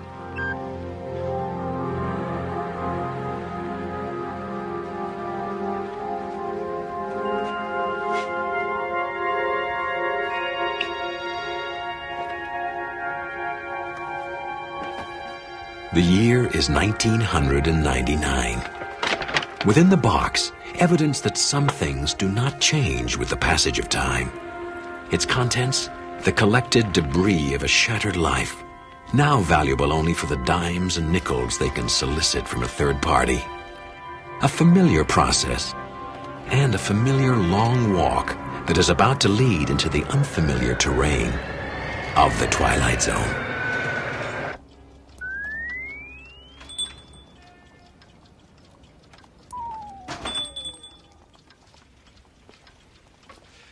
Yes, sir.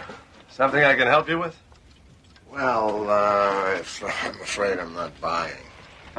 Selling then. Yeah. Bring it over here. Let's see what you got. I know it's not much. You know how it is. Hard times, lots of things going wrong. Mm-hmm. I guess you hear that a lot in this business, huh? Yes, I do. $50. The watch alone is worth that. Make it 60 then, but that's as high as I'll go. There's a depression now, you know. You can take it somewhere else, but you won't get any more, and when you come back, the offer will be 50. Flat. Couldn't you make it 65? Done. Sure you've nothing else to sell? No. You weren't sent here, were you? Referred? Referred? No. Look, if I had anything else to sell, it'd be in the box. I got nothing left. I'll tell you what I do have. A gut full of pain. You want to make me an offer, go ahead. What's the going price for pain these days? Perhaps there's something else we can negotiate. Come.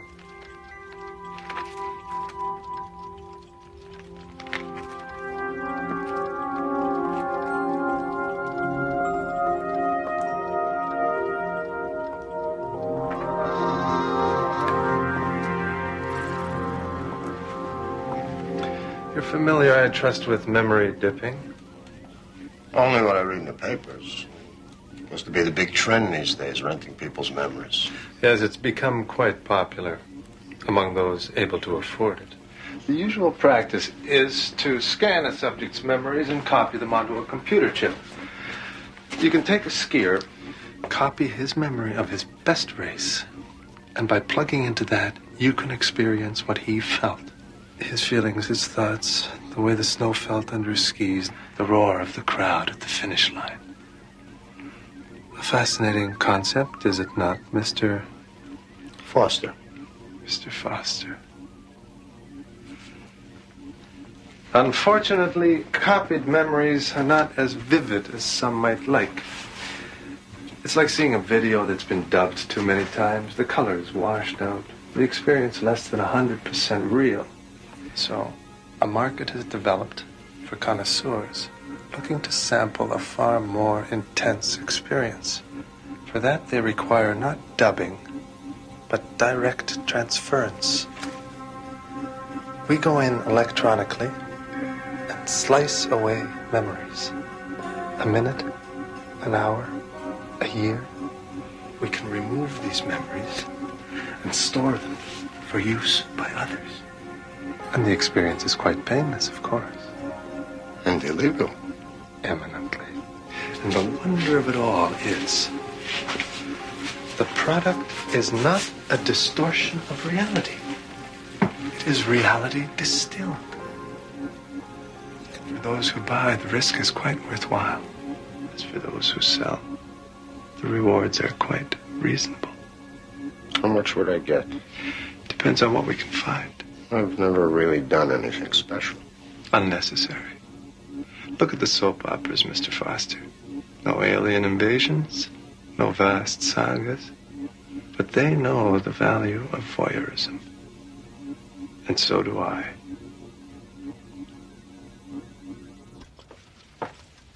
Well, I'll have to think about it. Of course, of course. Wouldn't have it any other way. Do think about it. And while you're thinking about it, think on this. What have your memories done for you lately, Mr. Foster?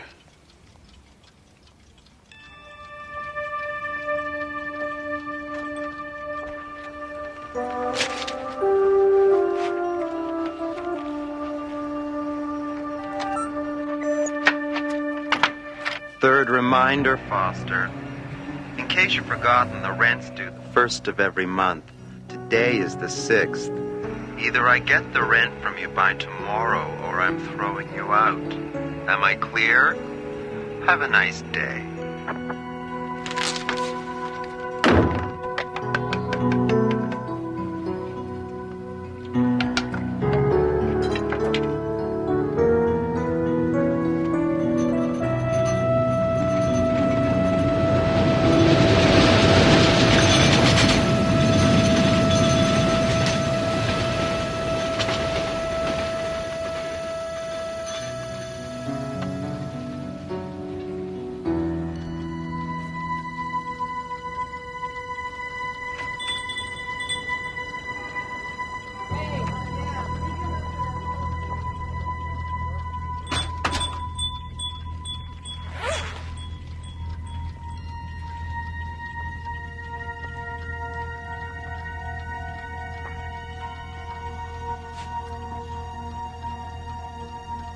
It's not fair, you know.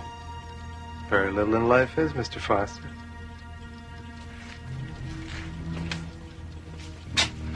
I've just had a very good offer from a fellow who collects high school graduations. It gives me great pleasure in presenting this next student not only with his diploma, but also with this watch in recognition of his leading the fundraising for the new gymnasium. Congratulations, Simon Foster. Mr. Foster? Mr. Foster? Mr. Foster?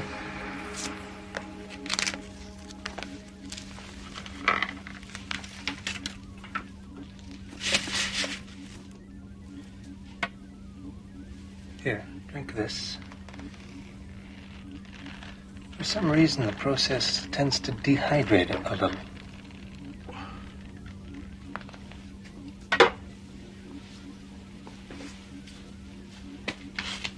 A perfect transfer? How do you feel? I don't feel any different. Of course not. But now there's just a tiny gap in your memory. Just so. Everything between 8 o'clock in the morning and 8 o'clock in the evening of the day in question. 12 hours. Poof. Gone. And are you any the less for it? No. In fact, I would dare say you are quite the richer for it. Well, good doing business with you, Mr. Foster. Next time... No, there's not going to be next time. I just needed enough to get ahead a little, that's all. Thank you for your help. As you say, but if you should ever change your mind...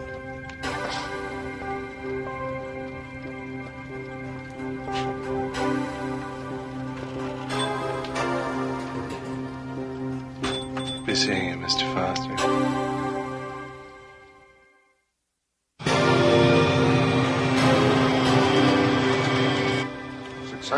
620, 625. Thank you. Now, if you don't mind. Next month, too. New policy. Got a lot of transients coming through here. Owner says we have to have an extra month's rent. Can't do that. Look, I tell you what. Why don't you go running off to the Housing Commission and tell them all about it? And maybe when you get back, you'll find your apartment rented. One of those clerical errors you hear so much about.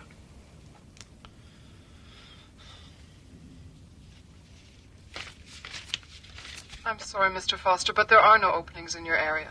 When a vacancy opens up in your field, you will be notified at that time. Goodbye.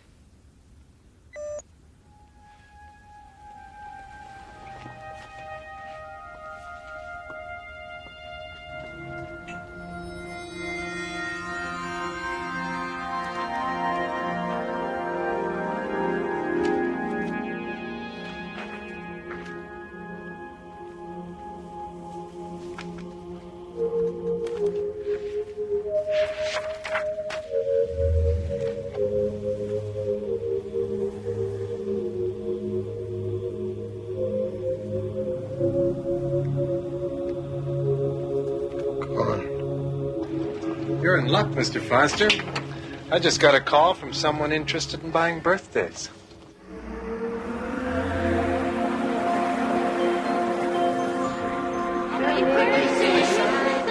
There's 5 candles, Simon, 1 for good luck. Close your eyes. Make a wish. Make a wish, Simon. Blow out the candles. Good boy. Happy birthday, Simon.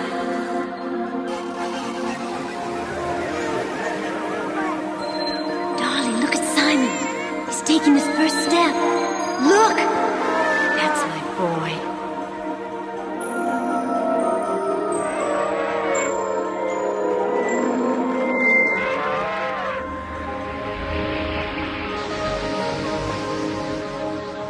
I just wanted to say, you're a great dancer.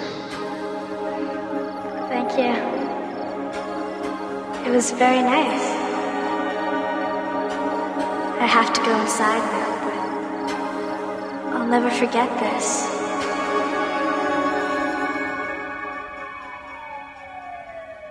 Punctual, Mr. Foster. Very good. We have a job in the repair field which your record indicates you're perfect for. We just have to ask you a few questions. Strictly formality, you understand. What high school did you graduate? Cliffordville High in Madison. With 2 years of junior college. What was your major? I think it was... Your resume lists engineering. That's it. If you could just give me a minute, I think that I have some records around here somewhere. I'm sorry, but we are pressed for time, Mr. Foster. If you're not ready for this interview, you should have... No, I'm ready. Sorry. Go on. Please describe your training in that field during your college experience. Well,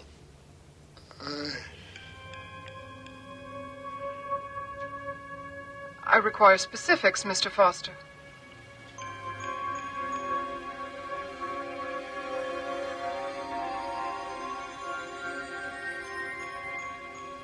I'm sorry, Mr. Foster, but if you're not going to cooperate... Wait, please. It's difficult sometimes. It's difficult for us all, Mr. Foster. The unemployment rate is 32% as of this Monday, and there are many applicants who are looking for this job. Wait, please. If you just give me a chance. Please resubmit your application to Central Processing. Good day, Mr. Foster. You can't do this to me! Come back here! Come back, damn you!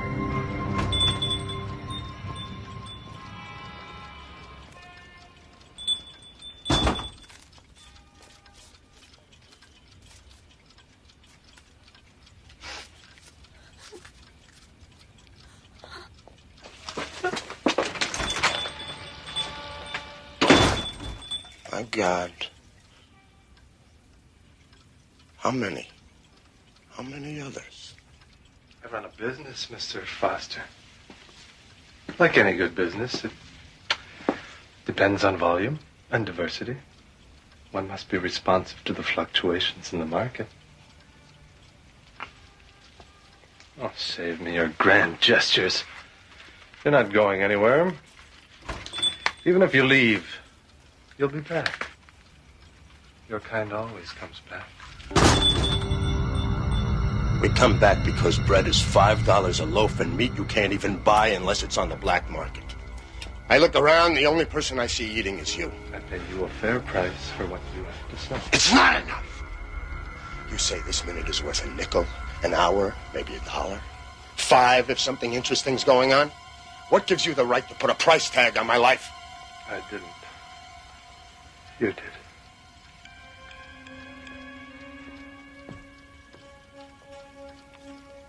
Yeah. I did, didn't I?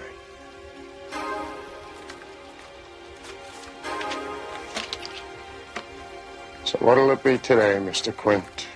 Trip to the zoo? Ride on a roller coaster? Why don't you take my first marriage? Save us both some grief. Not interested? I'm only buying one thing today. We need a companion piece to the young lady who just left here. We want to buy the first time you made love. I can make you a very good offer. No. Take it or leave it. That's all I'm buying at the moment. Walk away, and who knows if I'll be buying anything else.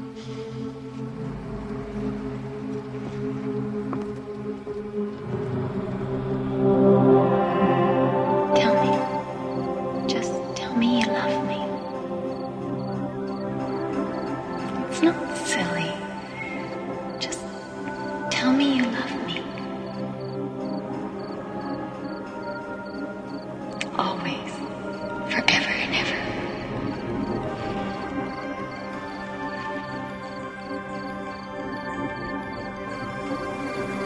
That will be all?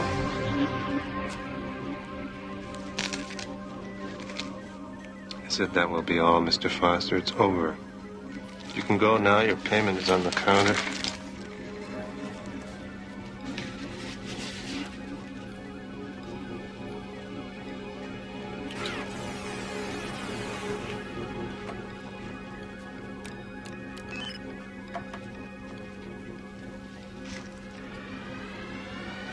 She's in here, isn't she? Don't touch the equipment. You might damage something. You know, they say you can always remember the first time with a woman. I guess now I'm the exception to that rule. Very good. Now, if you'll please just... I want her back. I changed my mind. Just take your money and go. I want her back. I want her back in my head where she belongs. I want my life back. You've got my life. I want it back. You give me my life back. Yeah, I want my life back, damn you. I haven't got it. I sold it. Don't you understand? It's not here. Then get it. I can't. Well, I suggest you try, because right now I don't have anything much to lose. I want a life. I want to be whole again. Now! There is a way. But it's not perfect. Well, like you said, Mr. Quint, what in life is...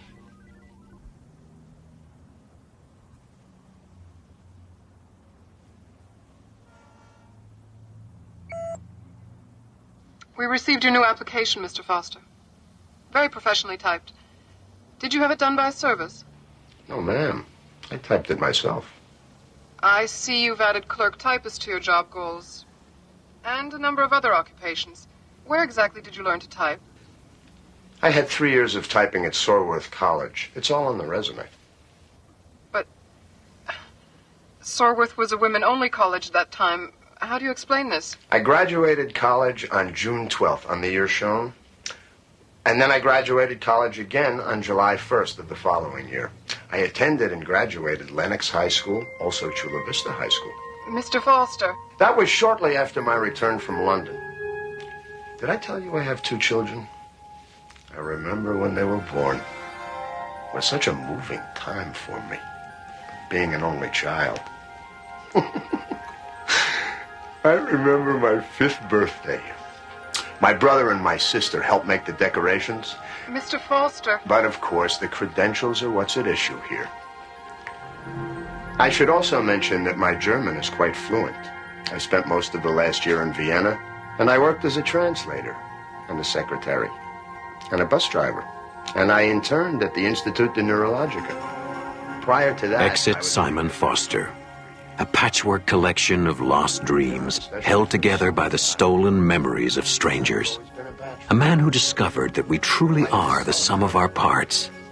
Mr. Simon Foster, a very special resident of the Twilight Zone. Those were such wonderful times. I remember them so well.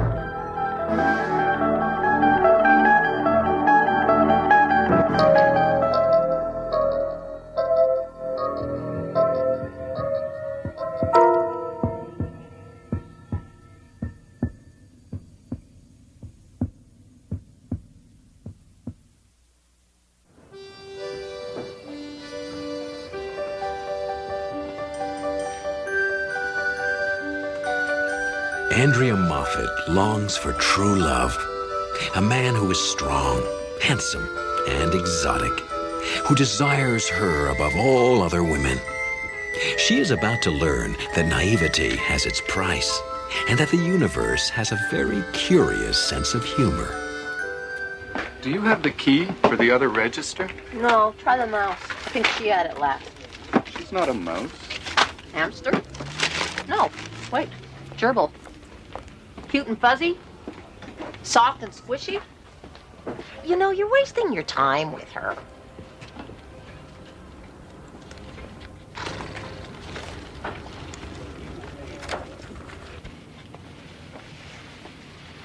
Hi. Elaine said you had the key for register 2. Oh, yes, I do. It's over there. It's no problem. Andy, I was wondering if you're doing anything after work tonight? It's nice of you to ask me. Yes, I am. I'm busy. But thank you.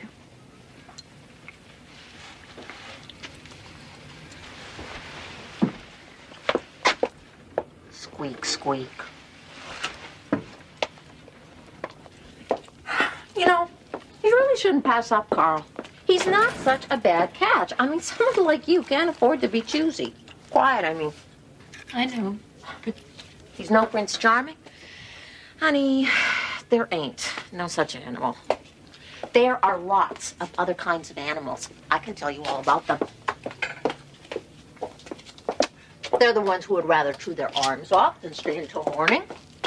And then, of course, they're the ones who expect you to make breakfast for them as a reward for their performance. Elaine, you said you were going to give up those downers if they ever catch you. But they won't. Because my dear, sweet friend Andrea is going to watch out for me, isn't she?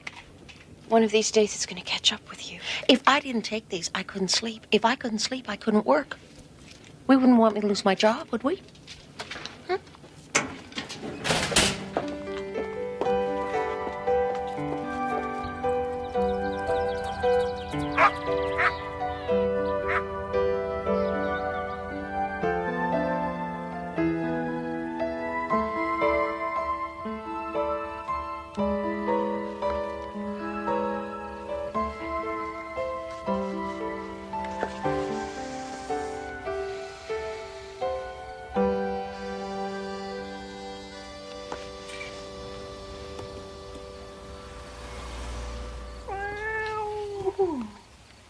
Hello.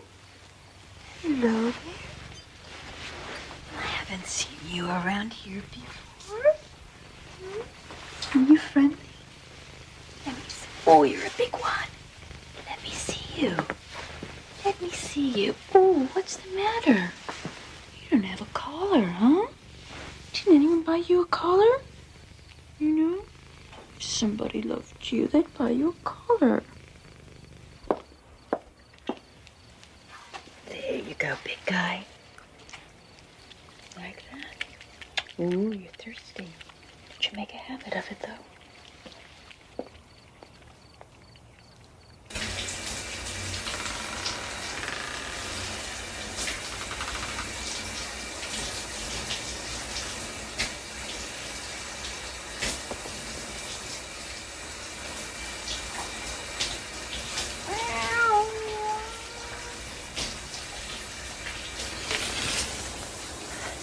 Where's the...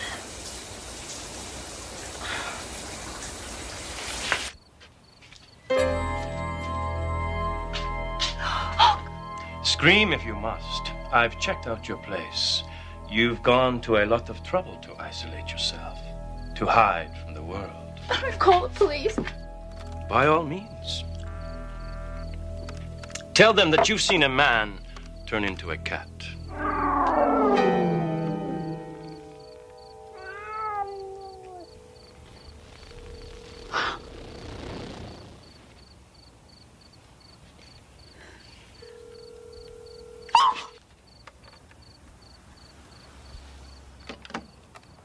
You really must buy a better brand of coffee. Now the Turks, they knew how to brew coffee, even if they were barbarians. I won't hurt you. I came from Provence, originally, a long time ago. I was called Guillaume Dumarchot. I had a great talent for two things, singing and making love. One night, I was caught making love to the wrong woman, or rather the right woman at the wrong time. Her husband could do things you call impossible today. He cursed me to remain forever in the form of a cat, only able to become a man again at night. But it's not such a curse. I have spent centuries loving women, showing women how to love. Women like you. If you ask me to go, I will go. But I promise you, you will never see my like again. Never feel the things that I alone can make you feel.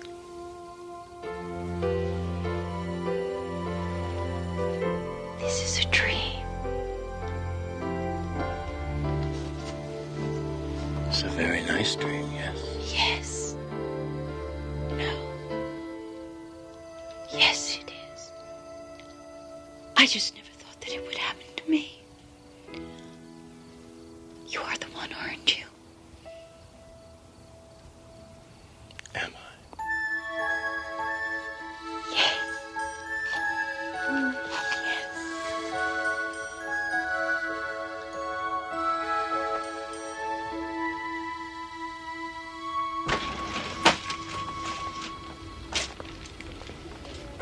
Morning, Elaine. Morning, Carl. Chipper, happy, perky. The end of the world is upon us. Have you been drinking too much coffee again? Nope. I just had a nice night. Morning, Dr. Wood.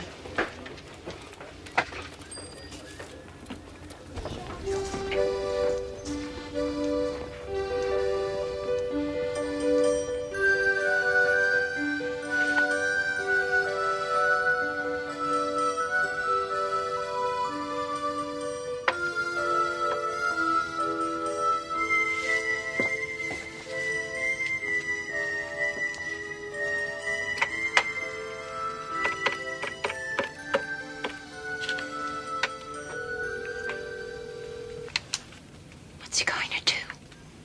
Meow at me?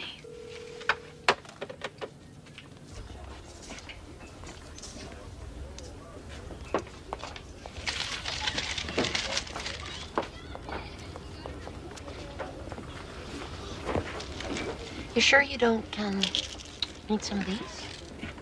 Would you please put them back? Just trying to be neighborly.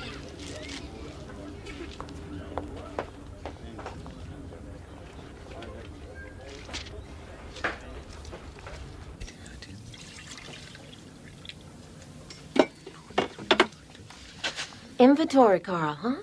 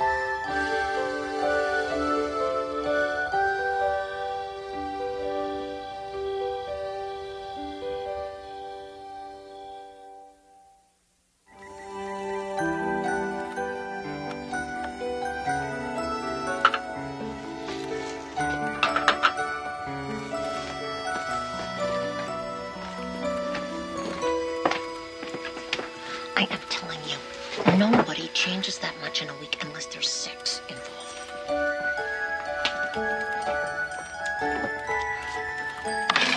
Oh, that's $36.75.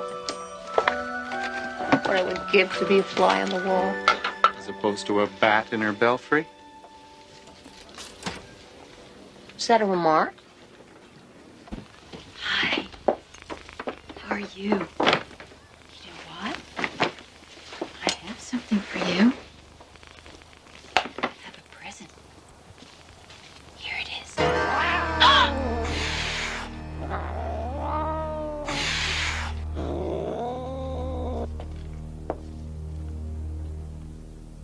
Andrea, come here.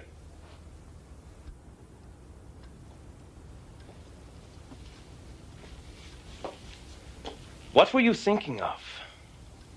What do you think would have happened when I tried to become a man with this around my neck? I'm sorry, Guillaume. I just didn't want anyone to pick you up as a stray during the day. I didn't think. I haven't survived this long by letting some fool of a woman put a collar on me. No one owns Guillaume de Marchaux. No one. Do you hear? I'm sorry, Guillaume. I bought some other things for you. Shirts. Socks.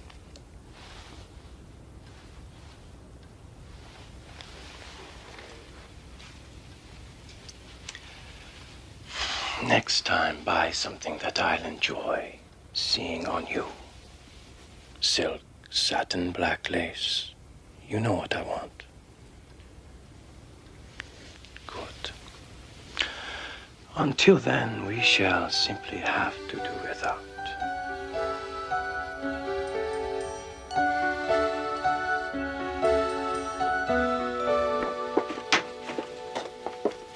Long lunch. You've been late yourself sometimes. What have we got here? Oh, who is this for? Is this for Carl, baby? No, Carl, baby's jaw's on the floor. Oh, come on, Andy, kiss and tell, huh? Just put it back, please.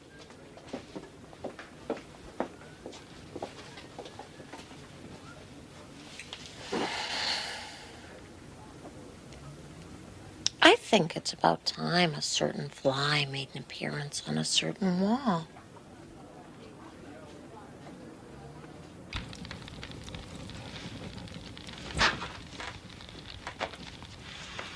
Your coffee? I have a surprise for you.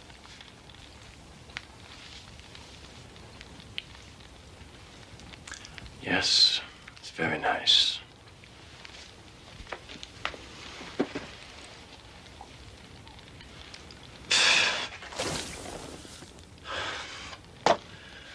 How many times have I asked you for one simple thing? I want something that a man can stand to drink, not this sewage water that you keep serving me. I'll get some tomorrow. You will go now, or I will leave.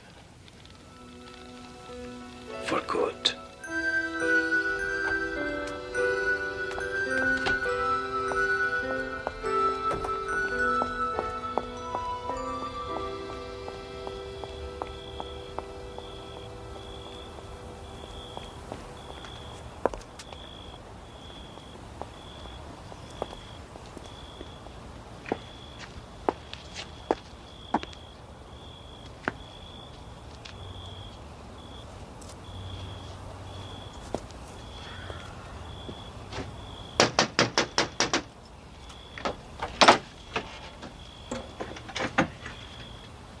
Hi, I'm a friend of Andy's. Can I come in? Lately, Andy's been so, tense at work. I just thought I'd, stop in and see how she was getting on. I've heard a lot about you. Oh. Nothing bad, I hope. That depends on what one means by bad, does it not? Hmm. We have 20 minutes to become acquainted.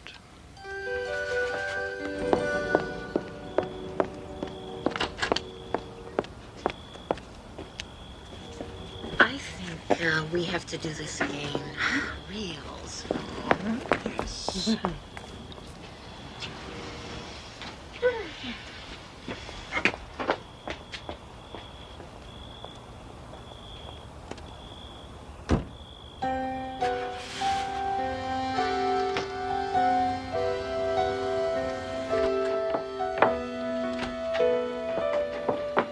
You just missed your friend, Elaine. I know what kind of a friend she is. How could you? I thought you loved me. Spare me the cliches. This isn't a scene from one of your silly books. I've been here too long. It's time I left. Oh, no, Guillaume. You can't. I love you. It is the way of the tomcat. I've had my fun, and so have you. Love had nothing to do with it. You're going to her, aren't you? Yes.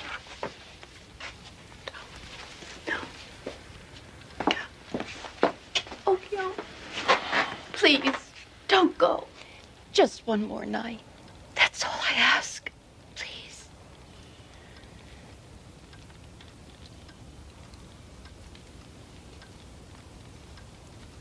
All right. One more night. I'll make some coffee.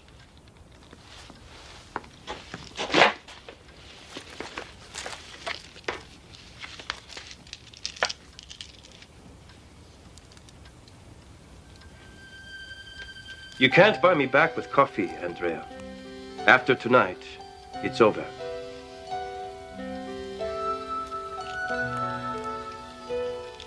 Yes. It's over.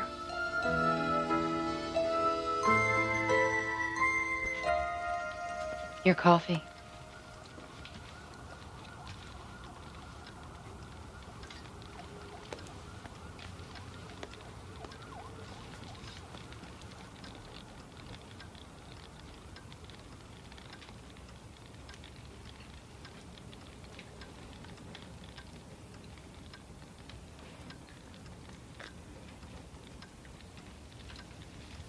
Strong and bitter. As I like it. I'm glad that you like it. I picked it especially for you.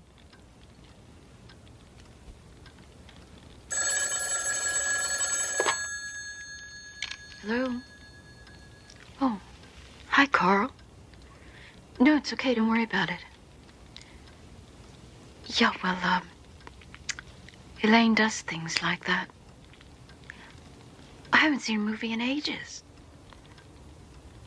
Yeah, Friday night, that'd be fine. Sure. Yeah, I'll see you tomorrow. Yeah, me too. Bye.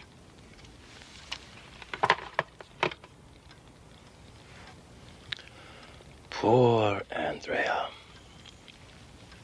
The injured innocent. You are no better than any other woman I've ever known. You never learn. You...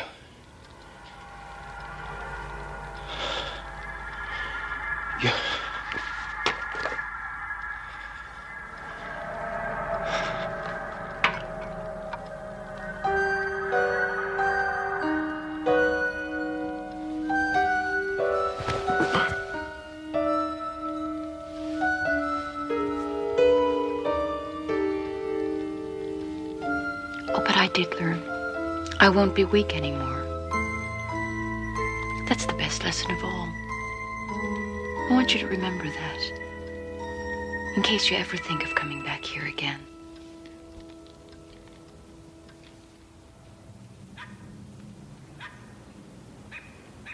Have you been here before? No, I haven't been here before. Sex? Male.